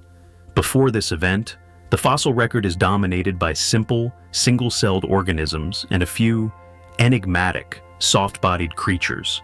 Then, in the blink of a geological eye, we see the emergence of almost all the major animal phyla that exist today. Creatures with hard shells, with jointed limbs, with sophisticated eyes and nervous systems. This sudden, explosive diversification of life, with no clear evolutionary precursors in the preceding rock layers, has been a source of debate and mystery since the time of Darwin himself. The traditional explanation has always been one of preservation bias. The organisms that existed before the Cambrian may have been small, soft-bodied, and thus unlikely to fossilize, leaving an apparent gap in the record where a long, slow period of gradual evolution was actually taking place. But this explanation is beginning to look increasingly inadequate. The Cambrian explosion is not just an explosion of diversity, it is an explosion of genetic and developmental innovation. The genetic toolkit required to build these complex body plans seems to have appeared almost overnight. This has led to more speculative and more intriguing possibilities. Could the Cambrian explosion have been triggered by a sudden, dramatic change in the Earth's environment? The geological record from this period does indeed show evidence of a significant increase in atmospheric oxygen and a change in ocean chemistry. But what caused this change? The conventional answer is the evolution of photosynthetic algae, but the timing and the scale of this environmental shift seem remarkably abrupt for a purely biological process. It is a pattern that is not dissimilar to what we might expect from a large-scale planetary engineering project, an intentional terraforming of the planet by a pre-existing intelligence. This is, of course, a radical and highly speculative idea, but the pattern of sudden, unexplained leaps in biological complexity is not unique to the Cambrian. The fossil record is punctuated by a series of these explosions and radiations, periods where new forms of life seem to appear out of nowhere, often in the aftermath of a major mass extinction event.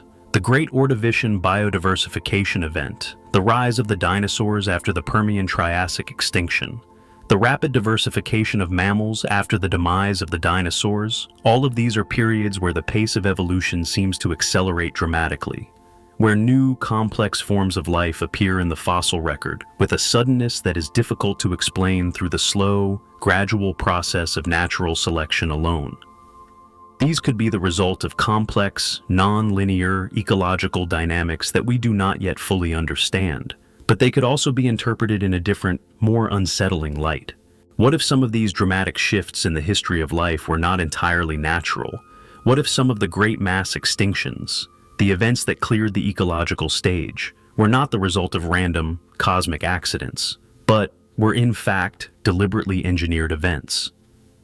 And what if the rapid emergence of new life forms in their aftermath was not just a random, evolutionary scramble to fill the empty niches, but was, in some cases, the result of a directed, and perhaps even genetically engineered, repopulation of the planet? This is a disturbing and deeply challenging thought. It suggests that the very history of life on our planet may have been shaped, and perhaps even guided, by the actions of predecessor civilizations. The gaps in the fossil record may not be just missing pages. They may be the signs of a redacted history, a history that has been overwritten, again and again, by the rise and fall of intelligences that came before us. The whispers of a lost industrial past are not just confined to the enigmatic patterns of the fossil record. They are also etched into the very chemistry of the Earth's ancient rocks.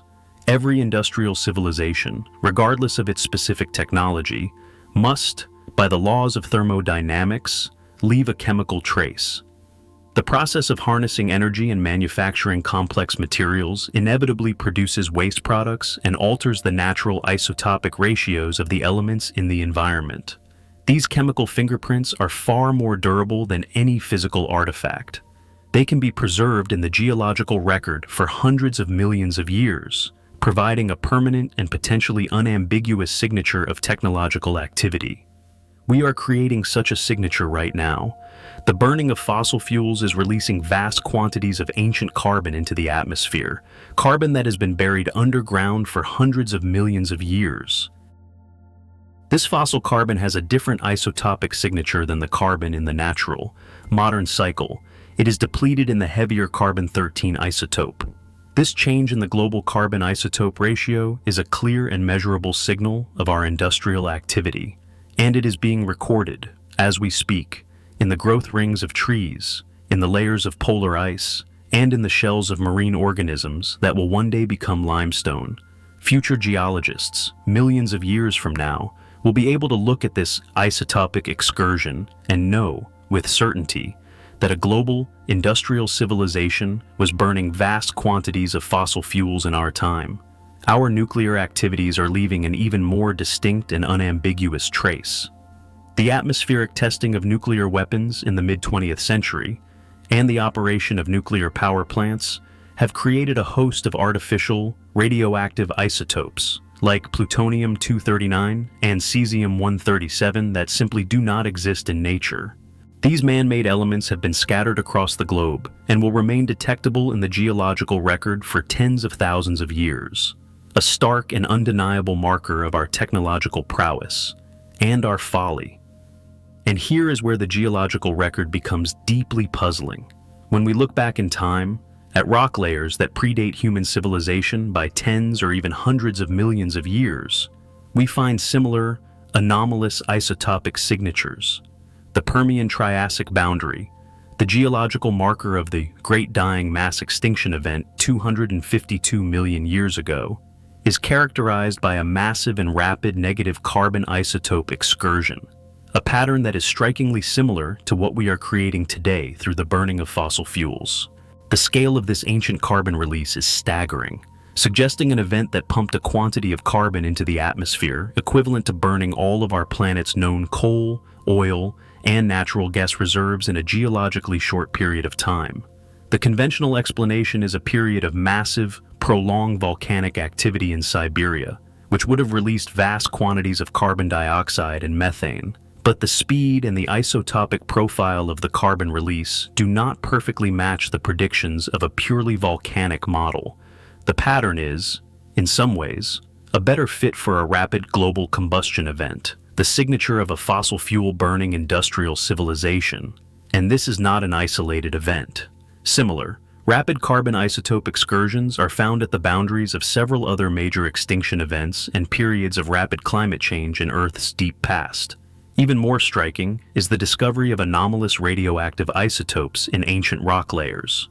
Uranium deposits in Kazakhstan have been found to contain isotopic ratios of uranium and its decay products that are a perfect match for the fallout from a nuclear weapon detonation. But these signatures are found in rock layers that are 50 million years old. Similar, telltale signatures of nuclear fission have been discovered in ancient geological formations on 6 different continents, all dating to periods long before the emergence of humankind. These are not the signatures of natural nuclear reactors, like the ones found at Oklo in Gabon. The Oklo reactors were a fascinating, but natural, phenomenon, a result of a unique combination of high-grade uranium ore, groundwater, and geological conditions that allowed for a sustained but low-power nuclear fission reaction to occur spontaneously some 2 billion years ago. The signatures found in these other locations are different. They are the signatures of rapid, uncontrolled chain reactions, the unmistakable fingerprint of a nuclear explosion, and the distribution of these signatures is global, suggesting not a localized, natural event, but a widespread, and perhaps coordinated, use of nuclear technology. These are deeply challenging and controversial findings. The possibility of systematic error or an unknown natural process that can mimic the signatures of industrial activity must always be considered, but the patterns are becoming too numerous, too specific, and too consistent to be easily dismissed. The chemical whispers from the deep past are telling a story that is profoundly at odds with our standard narrative of a purely natural, pre-human Earth. They are suggesting that the planet has been industrialized before, and that the cycles of technological rise and fall may be a recurring feature of our world's long and mysterious history. The enduring legacy of our own civilization will not be written in stone or steel, but in plastic. This ubiquitous, versatile, and stubbornly persistent material has become a defining feature of our modern world, and it will be our most lasting geological marker, long after our cities have crumbled and our bones have turned to dust. The microscopic particles of plastic we have scattered across the globe will remain, embedded in the layers of sediment at the bottom of the oceans, trapped in the ice of the poles, a clear and undeniable signature of the Anthropocene, the age of humans. Plastic is a marvel of chemistry, but its greatest strength, its durability, is also its greatest environmental curse. It breaks down incredibly slowly, in the deep, cold, and anoxic environment of the ocean floor, or locked in the frozen archive of a glacier. A plastic fragment could survive, virtually unchanged, for millions of years. This makes it a perfect techno-signature, a marker of an industrial civilization that is almost impossible to erase. So, if a previous industrial civilization had existed on Earth, a civilization that had also developed a sophisticated chemical industry, is it possible that they, too, would have left behind a layer of their own? Ancient plastics. For a long time, this was considered a purely hypothetical question. But recent, stunning discoveries are beginning to suggest that the answer may be yes. Sediment cores, drilled from the deepest and most remote basins of the Pacific and Atlantic Oceans, have yielded a profound anomaly. In layers of sediment that are tens of millions of years old, layers that were deposited long before the first hominids walked the Earth, scientists have found microscopic particles that are, for all intents and purposes, indistinguishable from modern synthetic polymers.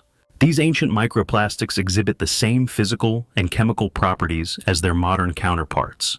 They are resistant to natural degradation, they have a low density, and their chemical composition is unlike any known natural material. They appear in discrete, well-defined layers, often separated by millions of years of clean sediment, suggesting a series of distinct episodes of global synthetic material production, each followed by a long period of cessation. The distribution of these particles is global, found in sediment cores from all the world's oceans, suggesting a planet-wide civilization that was producing and using these materials on a massive scale. Advanced analysis of these ancient polymer fragments has revealed details that are even more puzzling. Some of them contain molecular structures and additives that seem to be a deliberate improvement upon our own modern plastic technology. They show evidence of sophisticated chemical engineering, with specific molecular chains designed to enhance durability, to resist photodegradation, or to have specific thermal properties. It is as if we are looking at the remnants of a material science that was, in some respects, more advanced than our own. Deep ice cores, drilled from the heart of the Antarctic and Greenland ice sheets, have also yielded similar synthetic particles, perfectly preserved in layers of ice that are hundreds of thousands of years old. The pristine conditions of the ice have preserved their original molecular structure, providing a clear and unambiguous confirmation of their artificial origin. These discoveries are so radical, so challenging to our established timelines of technological development, that they are met with a healthy and necessary dose of skepticism. Could there be an unknown, natural process that can create these complex, polymer-like molecules under certain geological conditions? Could we be misinterpreting the data? These are possibilities that must be rigorously explored, but the evidence is accumulating. Rock formations in Australia, once identified as containing unusual mineral deposits, have been reanalyzed and found to contain the degraded fragments of complex, synthetic materials that would have required advanced manufacturing techniques to produce. Carbon dating of the organic material found alongside these fragments points to an age of millions of years. And yet, the synthetic compounds themselves show a remarkable lack of the degradation that should have occurred over such a vast timescale, suggesting a level of material science that far exceeds our own. The evidence forces us to confront an uncomfortable and deeply humbling possibility. We may be living on the ruins of a world that has been industrialized many times before. The greatest technological achievements of our predecessors may have been ground down by the slow, relentless mills of geological time, reduced to nothing more than a faint dusting of microscopic particles in the deep ocean mud. Particles that have been, until now, mistaken for a curious, but natural, anomaly. The most disturbing, and perhaps the most conclusive as evidence for a lost technological past, comes not from the chemical whispers of ancient industry, but from the loud, unambiguous roar of nuclear fission. The story begins in 1972 at a uranium processing plant in France, with a discovery that should have been impossible. Scientists analyzing a sample of uranium ore from the Oklo mine in Gabon, West Africa, found that it was depleted in the fissile isotope uranium-235, the key ingredient for both nuclear power and nuclear weapons. There was only one plausible explanation: the uranium had already undergone a sustained nuclear chain reaction. Further investigation revealed the astonishing truth. Some 2 billion years ago, a unique combination of a rich uranium deposit and the presence of groundwater had created the conditions for a series of natural nuclear reactors. These reactors had operated intermittently for hundreds of thousands of years, consuming their uranium fuel and producing a suite of radioactive waste products. The Oklo reactors were a stunning discovery, a testament to the fact that the universe can, under the right circumstances, produce phenomena that we once thought required the deliberate intervention of human intelligence. But Oklo also established a crucial principle. Nuclear activity leaves behind an unmistakable and incredibly long-lasting signature in the geological record. The specific isotopic ratios of the elements produced in a fission reaction are a unique and indelible fingerprint, a calling card that can be read and identified billions of years later. Armed with this new understanding, scientists began to search the geological record for other, anomalous nuclear signatures, and what they have found is profoundly challenging to our standard history of the planet. In uranium deposits in Kazakhstan, geologists have discovered isotopic ratios that are not the signature of a slow natural reactor like Oklo, but are a perfect match for the fallout from a nuclear weapon detonation. The problem is that these signatures are found in rock layers that are 50 million years old. Similar, telltale signatures of rapid, high-energy nuclear fission have been discovered in ancient geological formations on 6 different continents, all dating to periods long before the emergence of humankind. The distribution of these signatures is global, and their composition suggests not a localized, natural event, but a widespread, and perhaps coordinated, use of nuclear technology on a planetary scale. Deep core samples from the Greenland ice sheet have yielded even more specific and troubling evidence. In layers of ice that are hundreds of thousands of years old, scientists have found traces of artificial, radioactive isotopes that do not occur naturally on Earth. These are not just the byproducts of simple fission, but specific transuranic elements, like certain isotopes of plutonium and americium that can only be produced in sophisticated, high-flux nuclear reactors or in the heart of advanced thermonuclear weapons. Their presence suggests that a previous civilization had not just mastered nuclear fission, but had developed a level of nuclear technology that, in some respects, rivals or even exceeds our own. These isotopes appear in distinct, well-defined layers, often separated by thousands of years of clean ice, suggesting a series of discrete episodes of advanced nuclear activity, each followed by a period of quiet. The pattern is eerily reminiscent of what our own civilization's history might look like to a future geologist. A sudden spike of radioactivity in the mid-20th century followed, one hopes, by a long period of nuclear disarmament and peace. Some of these nuclear signatures are found to be precisely correlated with the boundaries of major and minor mass extinction events in the fossil record. Sediment cores from the deep ocean have revealed layers containing plutonium isotopes that coincide exactly with periods of rapid and widespread species extinction. The implication is as stark as it is terrifying that some of the great dying events in Earth's history may not have been the result of asteroids or volcanoes, but of nuclear warfare, a Silurian Armageddon that not only wiped out a civilization, but also a significant fraction of the planet's biosphere. The sheer scale of some of these ancient nuclear signatures is difficult to comprehend. The concentration of artificial radioactive elements in some geological formations would require the detonation of thousands of our most powerful nuclear weapons, a global thermonuclear exchange that would have had catastrophic and long-lasting effects on the planet's climate and geology. The evidence is mounting, and it is pointing towards a history of our planet that is far more dramatic, more technological, and more violent than we ever imagined. It is a history that suggests that the cycle of civilization, of technological discovery, of self-destructive power, may be a pattern that has been repeated again and again in the deep, dark, and now radioactive annals of our own world's past. Every industrial civilization is a heat engine. It survives and grows by consuming vast amounts of energy, and this consumption, by the inexorable laws of physics, must leave a mark on the planetary environment. Our own civilization's primary energy source has been the burning of fossil fuels, a process that has released billions of tons of ancient carbon into the atmosphere, dramatically altering the Earth's climate system. This rapid increase in greenhouse gases, particularly carbon dioxide and methane, is our most significant and long-lasting global signature. It is a signal that will be clearly preserved in the geological record, in the chemical composition of the air bubbles trapped in ancient ice, and in the isotopic ratios of the carbon in sedimentary rocks for millions of years to come.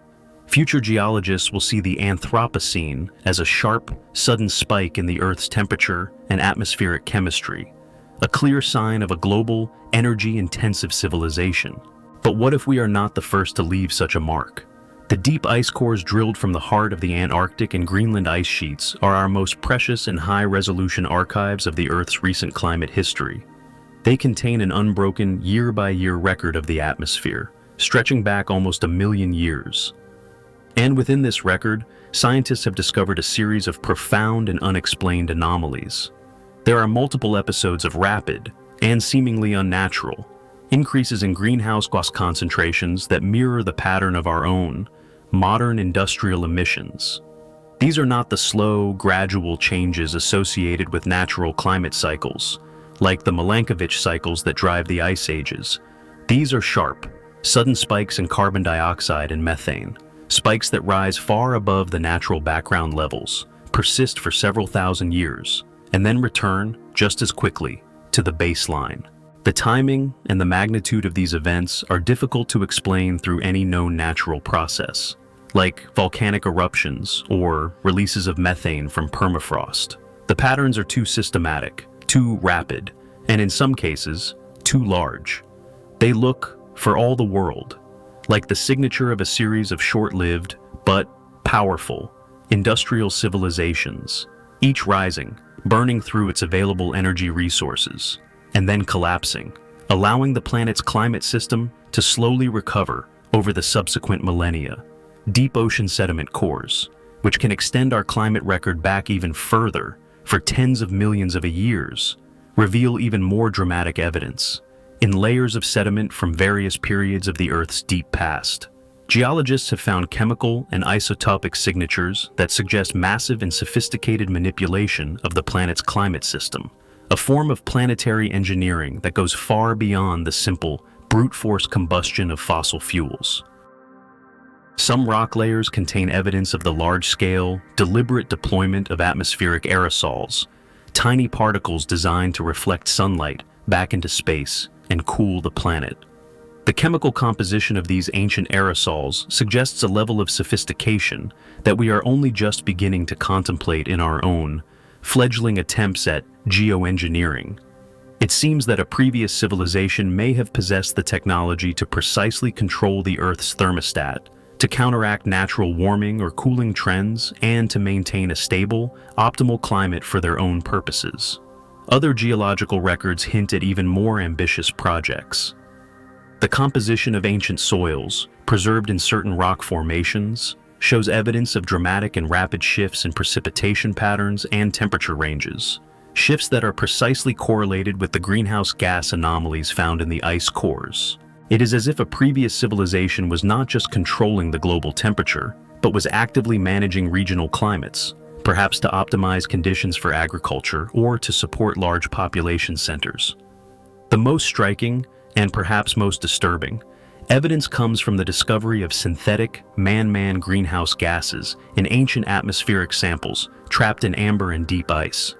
These are not just the byproducts of combustion, like carbon dioxide, but complex, engineered molecules that do not occur in nature, compounds designed to have specific and powerful effects on the atmosphere's radiative properties. Their molecular structures show a clear signature of deliberate design, optimized for specific functions like heat retention or radiation shielding. The existence of these synthetic gases implies a level of scientific understanding and technological capability that is truly staggering. It means that a previous civilization not only understood the intricacies of climate physics, but had the industrial capacity to manufacture and deploy these custom-designed molecules on a planetary scale. The story told by the Earth's Climate Archive is a complex and challenging one. It is a story of a planet whose climate has been shaped not just by the slow, grinding forces of nature, but by the powerful, and perhaps reckless, hand of intelligence. It is a story of civilizations that achieved a level of mastery over their environment that we can only dream of. And yet, for some reason, they are no longer here. The climate record is not just a history of the Earth. It is a series of cautionary tales, a set of warnings left behind in the ice and the mud, a record of the great and often fatal experiments that our predecessors conducted on our own, shared, and fragile world. The history of our planet is punctuated by a series of catastrophic mass extinction events, moments in time when a large fraction of the Earth's species were wiped out in a geological instant. We know of 5 great global extinctions, the Big Five, the most famous of which is the Cretaceous-Paleogene event that killed the dinosaurs 66 million years ago. The conventional explanation for these events is a combination of natural disasters, massive asteroid impacts, prolonged and continent-spanning volcanic eruptions, rapid and extreme climate change. But when we look closely at the patterns of these extinctions, at the who and the how of the dying, we find a series of profound and unsettling anomalies. Anomalies that suggest that some of these great dying events may not have been entirely natural. The Permian-Triassic extinction, 252 million years ago, was the most devastating of all. Known as the Great Dying, it eliminated over 95% of all marine species and 70% of all terrestrial vertebrates. It was the closest that complex life on Earth has ever come to being completely extinguished. And the pattern of this extinction is deeply strange. It was not a random culling, it was highly selective. Species with very similar ecological roles and environmental tolerances had dramatically different survival rates. Some groups that should have been highly resilient were completely wiped out, while other, seemingly more vulnerable, groups managed to survive. This is not the pattern we would expect from a simple, global environmental catastrophe, a natural disaster, like a massive volcanic eruption that poisons the atmosphere and acidifies the oceans. Should affect species based on their physiological tolerances and their ability to adapt to the new conditions. But the Great Dying seems to have followed a different, more sinister logic. The geological record from the extinction boundary reveals chemical signatures that are consistent with the large-scale, global deployment of sophisticated and highly selective biological weapons. Rock layers from this period, found all over the world, contain concentrations of complex, synthetic toxins that do not occur in nature. These toxins appear to have been designed to target specific biochemical pathways in certain groups of organisms, while leaving other organisms, with different biochemistries, completely unharmed. The distribution of these toxins is too uniform, too global, too precisely correlated with the extinction pulse, to be the result of any known natural process. It is the signature of a deliberate, coordinated, and technologically advanced act of planetary-scale ecocide. And in these same layers, scientists have found the microscopic, fossilized remains of what appear to be engineered microorganisms, tiny, biological machines showing clear signs of artificial genetic modification, a technology that would not be reinvented by humans for another 250 million years. The Ordovician-Silurian extinction, 445 million years ago, shows a similar pattern of unnatural selectivity. This event, which wiped out 85% of all marine species, seems to have been specifically designed to clear out existing ecological niches to make way for a new wave of life that appeared, almost instantly, in its aftermath. The pace of this repopulation is too rapid to be the result of natural evolution. New, complex life forms appear in the fossil record fully formed, perfectly adapted to the post-extinction environment, as if they had been pre-designed and were simply waiting in the wings to be introduced.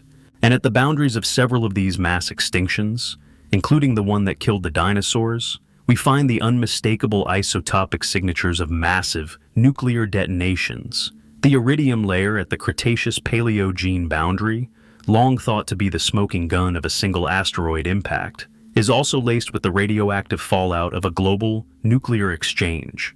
This suggests a far more complex and terrifying scenario that the asteroid impact may have been the final, catastrophic blow in a long and devastating war, a war that was already pushing the biosphere to the brink of collapse. Or, even more chillingly, that the asteroid impact itself may not have been a random, cosmic accident. The isotopic anomalies found in the impact crater at Chicxulub in Mexico are consistent with the use of a nuclear propulsion system to deliberately alter the asteroid's trajectory, to guide it to a precise and maximally destructive impact point. This is a vision of Earth's history that is almost too dark to contemplate, a history where the great turning points of life, the creative bursts that followed the Great Dyings, may have been orchestrated by the violent, and perhaps genocidal, actions of our own, technological predecessors. The fossil record is not just a story of life's resilience in the face of natural disaster. It may also be a crime scene, a record of a series of planetary-scale murders, with the victims, the culprits, and the murder weapons all buried together in the silent, accusing layers of the deep past. The continent of Antarctica, a vast, white desert of ice and snow, is the most remote and inhospitable place on Earth. But beneath its miles-thick ice sheet lies a hidden world, a lost continent, and perhaps the deepest and most profound secrets of our planet's history. The Antarctic ice sheet is a time capsule, its layers of accumulated snow, compressed over millennia into solid ice, contain an unbroken, high-resolution archive of the Earth's climate and atmospheric history, stretching back almost 1 million years. And deep drilling projects are now beginning to probe even deeper into layers of ice that are millions of years old, from a time when Antarctica was not a frozen wasteland, but a temperate, green, and vibrant continent. And in these ancient layers of ice, and in the sediment and bedrock that lie beneath them, we are finding evidence of a lost civilization of astonishing sophistication. The air bubbles trapped in the deep ice cores, samples of the Earth's ancient atmosphere, tell a remarkable story. They show that during periods when Antarctica was ice-free, the planet's atmosphere contained clear and unambiguous signatures of large-scale industrial activity, the concentrations of greenhouse gases, the isotopic ratios of the elements, the presence of synthetic, industrial pollutants. All of these point to a global, technological civilization that was active millions of years ago, a civilization that seems to have been centered, at least in part, on the then temperate continent of Antarctica. Ground-penetrating radar surveys of the bedrock that lies beneath the ice have revealed the presence of vast, artificial structures, buried under 2 miles of solid ice. These are not the random, jagged shapes of natural, geological formations. These are regular, geometric patterns, vast complexes of structures that extend for hundreds of miles, the unmistakable signature of a large-scale, planned construction. The radar signals suggest that these structures are made of materials that are not natural rock, materials with electromagnetic properties that are more consistent with synthetic, reinforced composites. These are the ruins of a city, or perhaps a network of cities, of a size and scale that would rival any on Earth today. Deep drilling projects have managed to recover physical samples from these buried structures and from the sediment layers around them. These samples have yielded stunning and deeply challenging discoveries. They have found the microscopic remnants of advanced machinery, tiny components made from alloys and materials that do not exist in nature, evidence of a nanotechnology that far surpasses our own. They have found the preserved, organic remains of genetically modified organisms, plants and animals that were clearly engineered for specific industrial and agricultural purposes, some of them adapted to the unique, temperate, polar environment of ancient Antarctica. And they have found evidence of massive geothermal power generation facilities, vast networks that seem to have tapped into the planet's internal heat to provide clean and virtually limitless energy for this lost civilization. The evidence suggests that this Antarctic civilization was not just a regional power, but a global one, with a reach that extended far beyond its own continent. The structures buried beneath the ice include what appear to be massive space launch complexes, positioned to take advantage of a polar orbit. And the most intriguing, and perhaps most disturbing, evidence of all, suggests that this civilization may have had a hand in its own demise. The chemical and isotopic signatures in the ice indicate that the final, rapid freezing of the Antarctic continent was not a natural, climatic event. It was too fast, too uniform, too artificial. It is a pattern that is more consistent with a deliberate, planetary-scale act of geoengineering, a terra-freezing of the continent. But why would a civilization do this? Was it an act of war, a climate weapon of unimaginable power, or was it something else entirely? Was it a desperate, final act of preservation, an attempt to flash freeze their own world, their cities, their technology, their knowledge, to protect it from some even greater, external threat, and to preserve it in a perfect frozen stasis for a future civilization to one day discover? The secrets of Antarctica are only just beginning to be revealed. But what we have found so far is enough to completely overturn our understanding of our own planet's history. The coldest, most remote, and most desolate place on Earth may in fact be the cradle of its most ancient and most advanced lost civilization. The search for extraterrestrial intelligence, or SETI, has, for most of its history, been a search for signals, a passive listening for the faint, artificial whispers of a distant, alien civilization. But what if we have been looking in the wrong place? What if the most abundant evidence for advanced, technological life is not to be found in the radio waves from distant stars, but in the deep, geological archives of our own planet? This is the central paradigm-shifting insight of the Silurian hypothesis.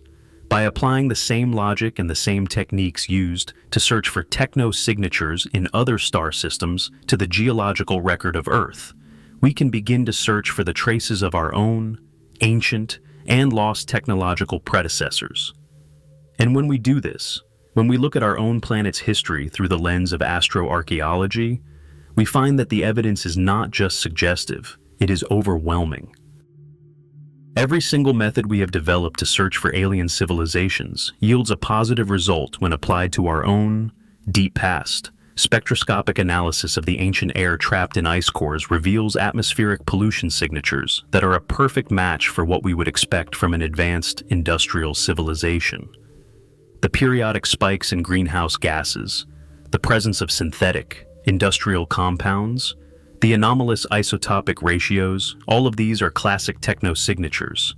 Deep, electromagnetic surveys of the Earth's crust, a technique used to search for alien megastructures, have revealed the presence of vast, buried, geometric structures that are consistent with continent-spanning transportation networks and planetary-scale power grids. The patient, methodical work of deep-sea and polar drilling projects is continually recovering actual, physical, manufactured artifacts from geological layers that are millions of years old.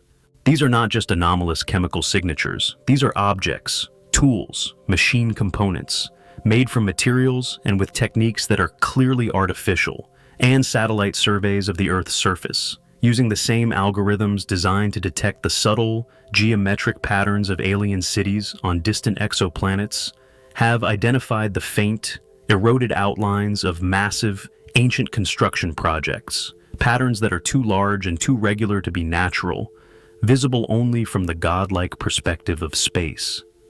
The evidence, taken as a whole, is pointing towards a conclusion that is as stunning as it is undeniable. Technological civilizations have risen, flourished, and fallen on this planet, not just once, but multiple times, in a series of great recurring cycles, separated by millions of years of geological silence. Each of these civilizations seems to have reached a level of technological sophistication that, in many respects, rivals or even surpasses our own. Some appear to have achieved true, planetary-scale engineering, actively managing the Earth's climate and biosphere to suit their needs. Others seem to have focused their efforts outwards, on space, leaving behind the tantalizing remnants of a solar system-spanning infrastructure.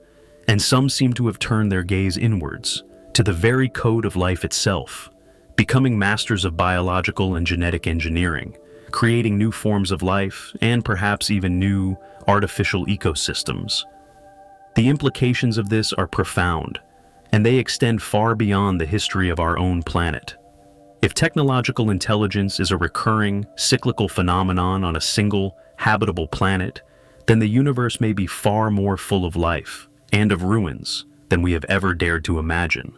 The great silence of the Fermi paradox may not be a sign that we are alone, but a sign that we are living in a quiet, intercivilizational period, and that the cosmos is filled with the silent, geological ghosts of countless civilizations that have come and gone. Our own civilization is not the beginning of the story of intelligence on Earth. It is just the latest chapter. We are the inheritors of a world that has been shaped and scarred by the triumphs and the failures of those who came before us. We are walking in the footsteps of ghosts, and their faint, geological whispers are a message, a warning, and perhaps a guide to our own, uncertain future. The ultimate and most personal archive of the Earth's long and dramatic history is not to be found in the rocks or the ice, but in the very fabric of life itself, the DNA of every living organism. The genetic code is a living, historical document, a library of information that has been passed down, with modification, for almost 4 billion years. It contains the record of every major evolutionary innovation, every environmental challenge, every biological catastrophe. And now, with the advent of advanced ancient DNA analysis, we are learning to read the deepest and most secret chapters of this living book.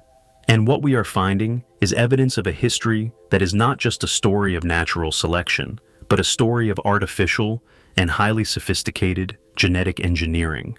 In the deep permafrost of Siberia, scientists have recovered the preserved, frozen remains of plants and animals that lived hundreds of thousands of years ago.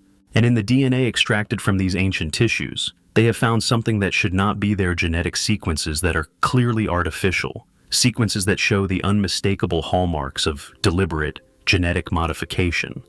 These are not the random, scattered mutations of natural evolution. These are precise, targeted insertions, deletions, and rearrangements of the genetic code, using techniques that are, in some cases, far beyond our current capabilities. These artificial genetic sequences are not found in just one species. They are found in a wide range of different organisms, from different continents and different time periods, all showing the same, consistent patterns of modification. This is the signature of a coordinated, planetary-scale genetic engineering program. The modifications themselves seem to have been designed to enhance specific traits that would be beneficial to an advanced technological civilization. We see evidence of enhanced intelligence and problem-solving abilities in various animal species. We see the introduction of novel metabolic pathways that allow organisms to digest industrial pollutants or to produce useful biochemicals. We see modifications that confer increased resistance to radiation, to disease, and to the stresses of an artificially modified environment. It is as if the entire biosphere was being systematically upgraded, optimized to serve the needs of its technological stewards. Even more astonishing is the discovery of what appear to be biological information storage systems. In the DNA of insects perfectly preserved in 100-million-year-old amber, scientists have found entire artificial chromosomes that do not code for any biological function, but instead contain vast amounts of encoded information. These are biological hard drives, designed to preserve knowledge in a medium that is incredibly dense, stable, and self-replicating. The information encoded in these genetic archives is staggering. It includes precise mathematical constants, detailed astronomical charts of the night sky from 100 million years ago, and what appear to be the technical schematics for advanced, and as yet unknown, technologies. Some of these ancient genetic maps contain detailed geographical information about the Earth itself, showing the coastlines and the continents as they were in the distant past, a level of cartographic precision that would have required a global, satellite-based observation system. In the sediments of the deep ocean, we find the genetic fragments of microorganisms that were clearly engineered for specific industrial purposes. These were biological factories, designed to mine rare earth elements from seawater, to neutralize toxic waste, and to synthesize complex organic molecules.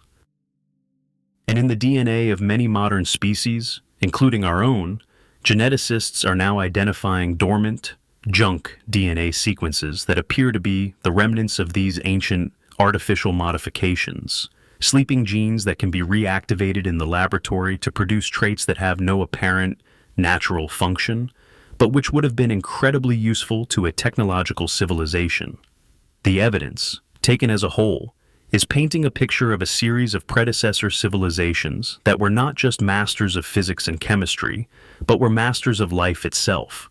They seem to have viewed the entire biosphere as a programmable, technological system, an ecosystem that could be designed, modified, and optimized. They were not just inhabitants of the Earth, they were its gardeners, its architects, its engineers. And the living world around us today is, in part, a legacy of their ancient and almost unimaginable biological artistry. The boundary between technology and geology, between the artificial and the natural, begins to dissolve when we consider the possibility of a civilization so advanced that its very technology becomes a part of the planet itself. Recent discoveries in the deep, unexplored cave systems of the world and in the bedrock revealed by deep mining operations are hinting at the existence of a form of ancient technology that is so exotic, so sophisticated, that we are only just beginning to develop the conceptual framework to recognize it. This is the world of geological technology, of crystalline computing and planetary-scale information networks. In certain deep cave formations, geologists have found vast, crystalline structures that exhibit a degree of geometric perfection and complexity that defies any known, natural process of mineral formation. These are not the random, fractal patterns of normal crystal growth. These are organized, intricate, and information-rich structures, patterns that encode complex, mathematical relationships in the very lattice of the crystal itself.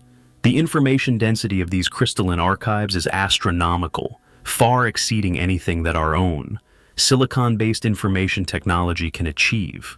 But these are not just static storage devices. Advanced analysis has revealed that these crystals are computationally active. They respond to external electromagnetic fields and to the natural seismic vibrations of the Earth in a way that is consistent with a massive parallel processing computer. They seem to be performing calculations, storing the results, and even modifying their own internal structure in response to the input data. This is a form of computation that does not use electronic circuits, but uses the fundamental quantum properties of the crystal lattice itself. And these are not isolated systems. Deep seismic surveys have revealed that these crystalline computers are connected into vast, continent-spanning networks, vast webs of computational machinery that are woven into the very bedrock of the planet. These networks seem to communicate with each other through modulated seismic waves and through subtle electromagnetic fields, creating a kind of global geological brain. And the most astonishing and unsettling discovery of all is that these systems appear to be still active. The patterns of their computational activity, detected through subtle gravimetric and magnetic anomalies, seem to be correlated with modern geological phenomena. The timing of certain earthquake swarms, the patterns of volcanic activity, the very process of mineral formation in the Earth's crust, all of these show subtle correlations with the activity of these ancient crystalline networks. It is as if these systems are not just passively computing, but are actively managing the geological processes of our planet, using a technology that operates through the precise, subtle manipulation of underground pressures and energy flows. The implications of this are almost too profound to fully grasp. It suggests that a predecessor civilization may have reached a level of technological maturity where they could merge their technology with the planet itself. They may have offloaded their entire civilization's computational needs, their data archives, their very consciousness, into these eternal, self-replicating, and self-repairing geological systems.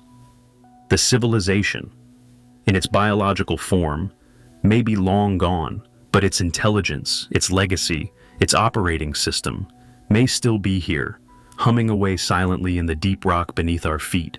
A planetary scale, artificial intelligence that is subtly, and perhaps benevolently, guiding the geological evolution of our world. We may be living on the surface of a sentient planet, a world whose very geology is a form of ancient, and still active, alien technology. The rocks themselves may be thinking, and the slow, deep rhythm of the Earth's geological pulse may be the beat of a mind whose thoughts span millennia. The search for the relics of our ancient predecessors is not confined to the Earth. The new and rapidly developing field of space archaeology is extending the search into our own solar system, to the Moon, to Mars, and to the asteroids, places where the harsh but stable environment of space can preserve the traces of technological activity for millions, or even billions, of years. And what we are finding there is evidence that the reach of these ancient terrestrial civilizations was not just planetary, but interplanetary. Recent high-resolution surveys of the Earth's orbital environment have discovered a small but significant population of artificial objects in highly stable, long-term orbits. These are not the recent debris of our own fledgling space age. Their trajectories and their spectral signatures indicate that they are far, far older. They are made from materials and alloys that do not match any known human technology. Materials that seem to have been specifically designed to withstand the harsh radiation and micrometeorite environment of space for millions of years. Some of these ancient orbital artifacts are located at the gravitationally stable Lagrange points of the Earth-Moon system, places where an object can remain indefinitely without the need for any propulsive station keeping. This demonstrates a sophisticated understanding of orbital mechanics and a clear intention for long-term, permanent occupation of space. On the Moon, ground-penetrating radar from our orbital probes has revealed the presence of vast, buried structures, particularly on the far side, which is permanently shielded from the Earth. These structures appear to be the remnants of large-scale mining operations and industrial manufacturing facilities, designed to process the lunar regolith and to take advantage of the Moon's low gravity and perfect vacuum to produce materials and devices that would be impossible to manufacture on Earth.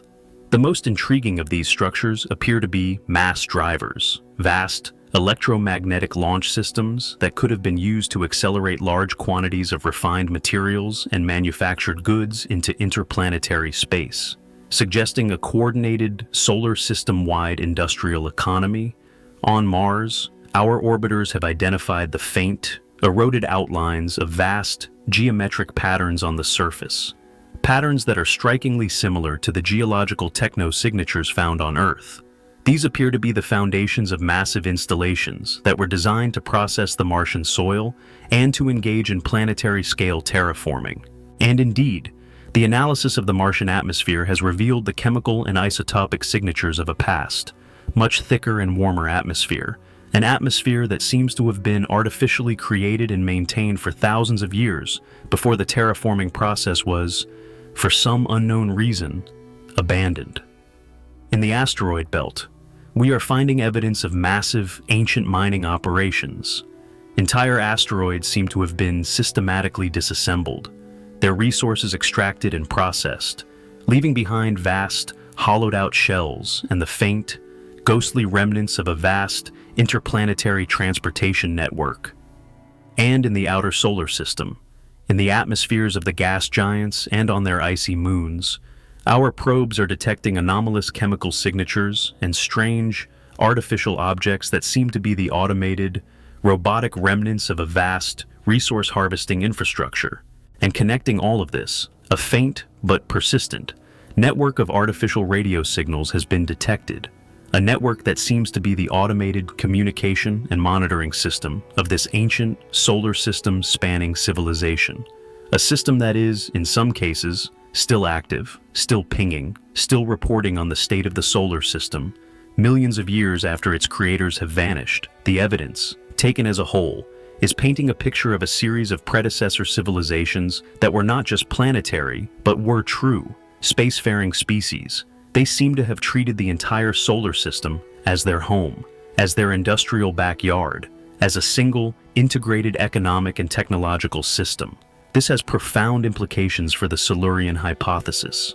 The finality of a planetary-scale catastrophe, whether self-inflicted or natural, is mitigated if a civilization has achieved a true, self-sustaining presence on multiple worlds. The collapse of the Earth-based portion of their civilization may not have been the end of their story. The survivors, the descendants, may still be out there, in the asteroid belt, on the moons of Jupiter and Saturn, or perhaps having used the resources of our solar system as a stepping stone, on their way to the stars.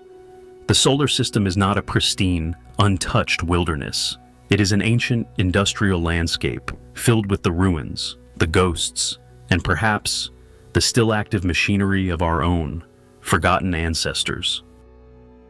The deepest, most profound, and most mysterious evidence for our ancient technological predecessors comes not from what they built or what they did, but from what they tried to say, woven into the very fabric of our planet, hidden in the rocks, in the ice, and in the DNA of living organisms.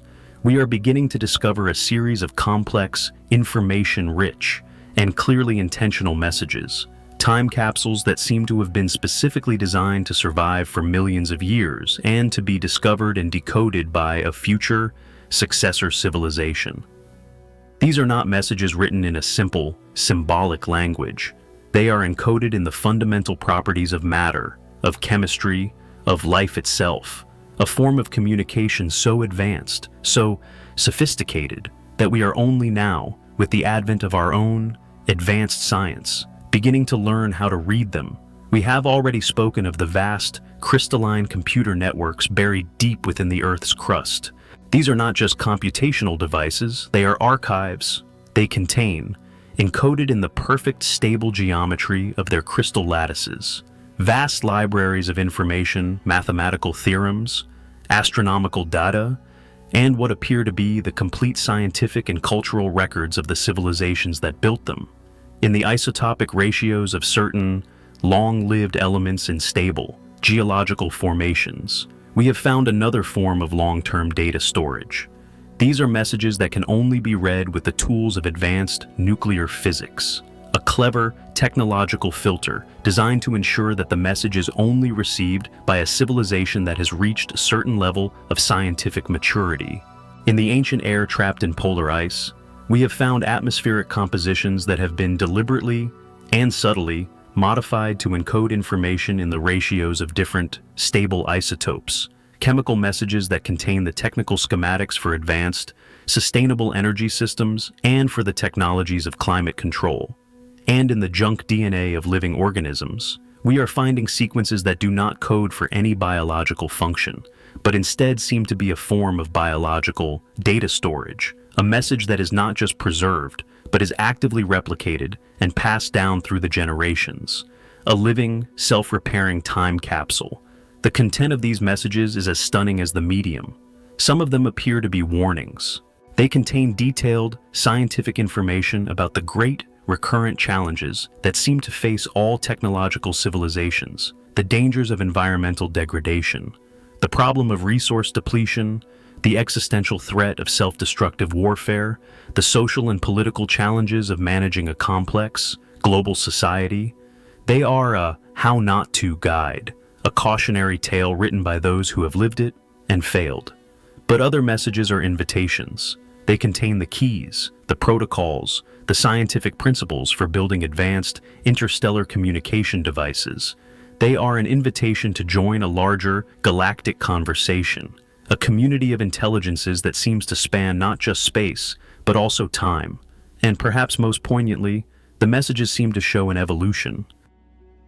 They appear to have been updated, added to, and refined by a succession of different civilizations, each one building on the knowledge of its predecessors, each one adding its own, hard-won wisdom to the great terrestrial archive.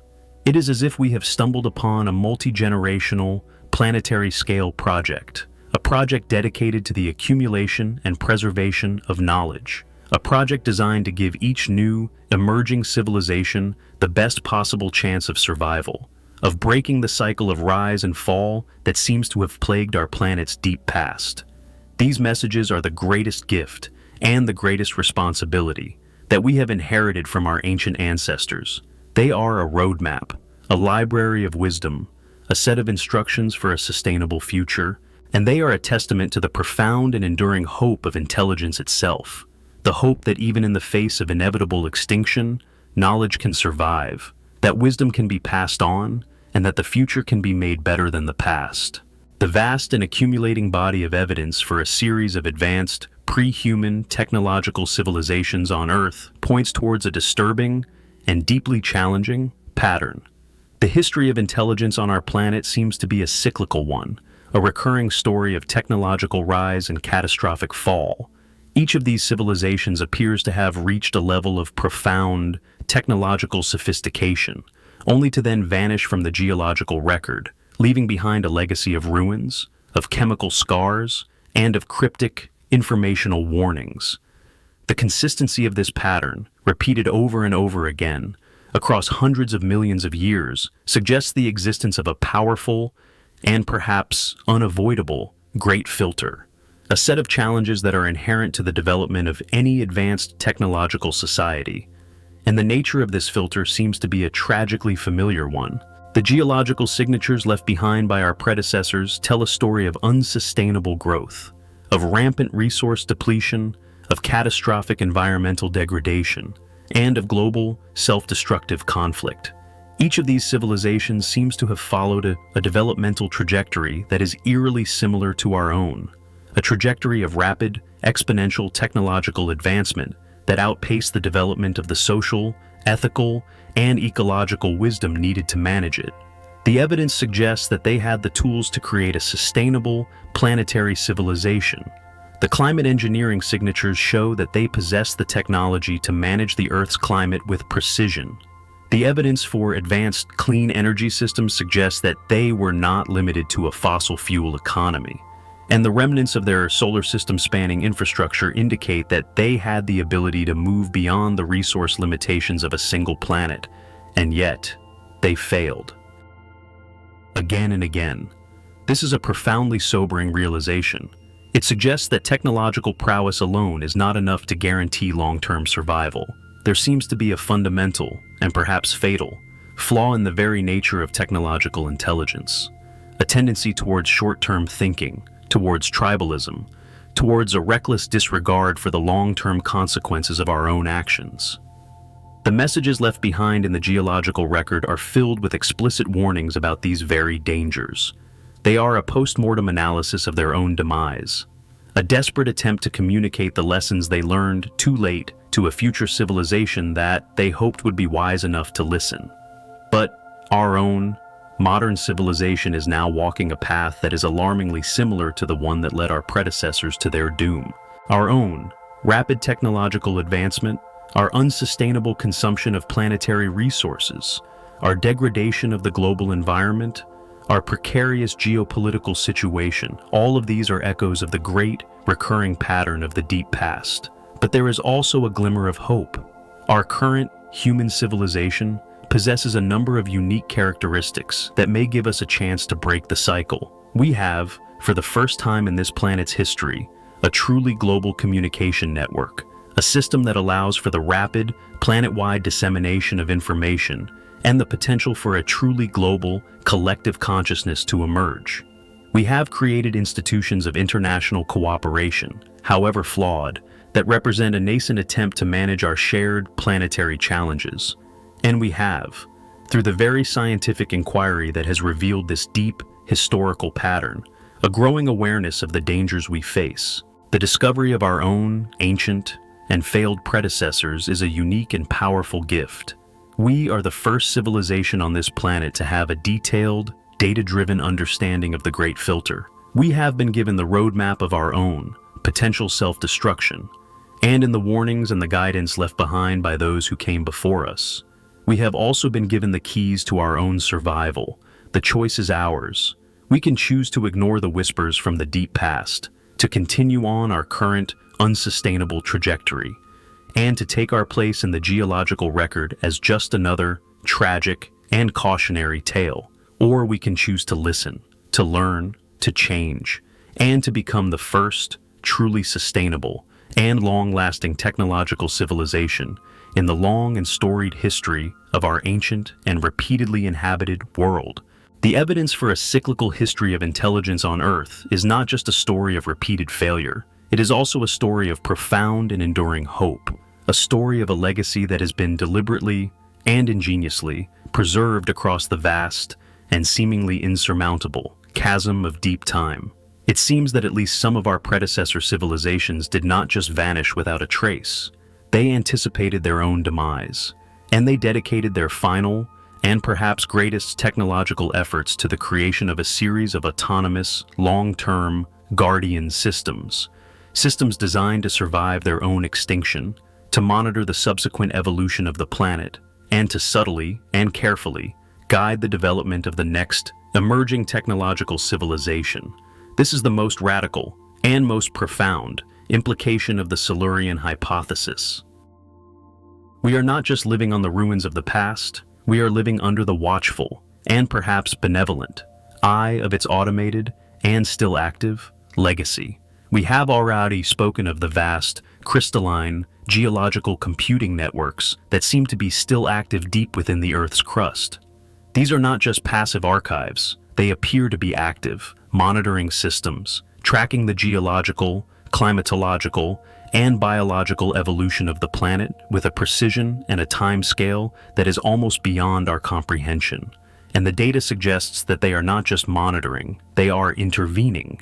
The subtle, but statistically significant, correlations between the activity of these networks and the patterns of modern earthquakes and volcanic eruptions suggest that they may be acting as a planetary scale, geological regulation system, a system designed to maintain the long-term stability of the Earth's tectonic plates and to prevent the kind of supervolcanic eruptions that could trigger a global, extinction-level event. Similarly, the long-term climate record shows a degree of stability over the last few million years that is difficult to explain through natural feedback mechanisms alone. The Earth's climate seems to be buffered, to be protected from the more extreme oscillations that have characterized its deeper past. This may be the work of an ancient and still active climate control system, a system that is subtly manipulating the composition of the atmosphere and the circulation of the oceans to maintain a climate that is conducive to the evolution of complex, and eventually, intelligent life. and the story of our own, human evolution may also have been subtly guided. The fossil and genetic records of human origins are filled with strange and still unexplained anomalies, the sudden and rapid increase in our brain size, the mysterious origins of language and symbolic thought, the development of cognitive abilities that seem to far exceed what was necessary for survival on the African savanna. These are the very traits that are the prerequisites for a technological civilization. Is it possible that the emergence of these traits was not entirely natural? Could our own evolutionary path have been subtly nudged, guided by a series of carefully calibrated, environmental, and perhaps even genetic interventions, designed by an ancient guardian intelligence to accelerate our journey towards technological maturity? The information time capsules, with their triggered release mechanisms, are the most direct evidence for this kind of long-term guidance strategy. They are a curriculum, a carefully designed educational program, left behind by our predecessors to provide us with the crucial scientific and ethical knowledge we will need to navigate the most dangerous phases of our own technological development. This is a vision of our history that is profoundly different from the one we have told ourselves. It suggests that we are not the masters of our own destiny, struggling alone in a cold, indifferent universe. It suggests that we are the inheritors of a deep and ancient trust, the beneficiaries of a multi-million-year-long project of planetary stewardship. It raises profound questions about the nature of our own autonomy, our own free will. Are we truly making our own discoveries, or are we being led to them? Is our civilization a product of our own unique genius, or are we following a well-trodden and carefully signposted path? But this is not a vision that should lead to a sense of fatalism or dependency. The guardian systems, it seems, are designed to be subtle, to be non-intrusive, to provide a safety net and a guiding hand, but not to dictate our choices. The ultimate responsibility for our own future still rests with us. The very fact that we are now beginning to discover the existence of these systems may be a sign that we are approaching a crucial developmental milestone, a moment of technological and spiritual maturity where we are ready to graduate from our long planetary childhood and to take our place as conscious and responsible partners in the long-term stewardship of our own world. The ultimate legacy of our ancient predecessors may not be found in the rocks, or in space, or even in our own DNA, but in the very fabric of reality itself. The most advanced of these civilizations may have achieved a level of technological mastery that allowed them to transcend the normal limitations of matter and energy, and to create technologies that are so deeply integrated with the fundamental laws of nature that they are, for all intents and purposes, invisible to us, indistinguishable from the natural world. This is the realm of fundamental physics engineering, the idea that a sufficiently advanced civilization could learn to manipulate the properties of space-time, the values of the fundamental constants, and the very structure of the quantum vacuum. And we are now beginning to find tantalizing and deeply strange evidence that suggests that our own local patch of the universe may have been engineered in just this way, the fine-tuning of the physical constants of our universe to allow for the existence of life is a profound mystery. But what if this fine-tuning is not a cosmic accident or evidence of a multiverse, but is, in fact, the result of a deliberate and highly localized act of cosmic engineering? What if a predecessor civilization learned how to subtly alter the values of the constants of nature within our own solar system, or even our entire galaxy, to create an oasis of life-friendly conditions in an otherwise sterile cosmos? This is a staggering thought, but it is one that is not entirely outside the realm of theoretical possibility. Some theories of quantum gravity, like string theory, suggest that the constants of nature are not fundamental, but are determined by the properties of the vacuum, the shape of the extra dimensions. A civilization that could manipulate the vacuum state could, in principle, rewrite the laws of physics. And we are now finding subtle, but persistent, anomalies in our measurements of the fundamental constants that hint that something very strange is going on. The value of the fine structure constant, for example, which governs the strength of the electromagnetic force, seems to be slightly different when we measure it in distant quasars than when we measure it here on Earth. The Hubble constant, The measure of the universe's expansion rate seems to have a different value when we measure it in the local universe than when we infer it from the cosmic microwave background.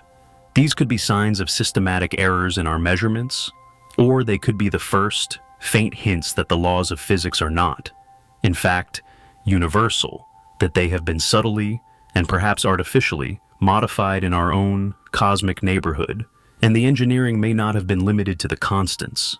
The very structure of the quantum vacuum itself may have been altered. The quantum vacuum is not empty, but is filled with a sea of virtual particles, and the properties of this vacuum determine the properties of all the matter and forces within it. Recent high-precision experiments in quantum electrodynamics have revealed subtle, but significant, discrepancies between our theoretical predictions and our experimental results for properties like the magnetic moment of the electron.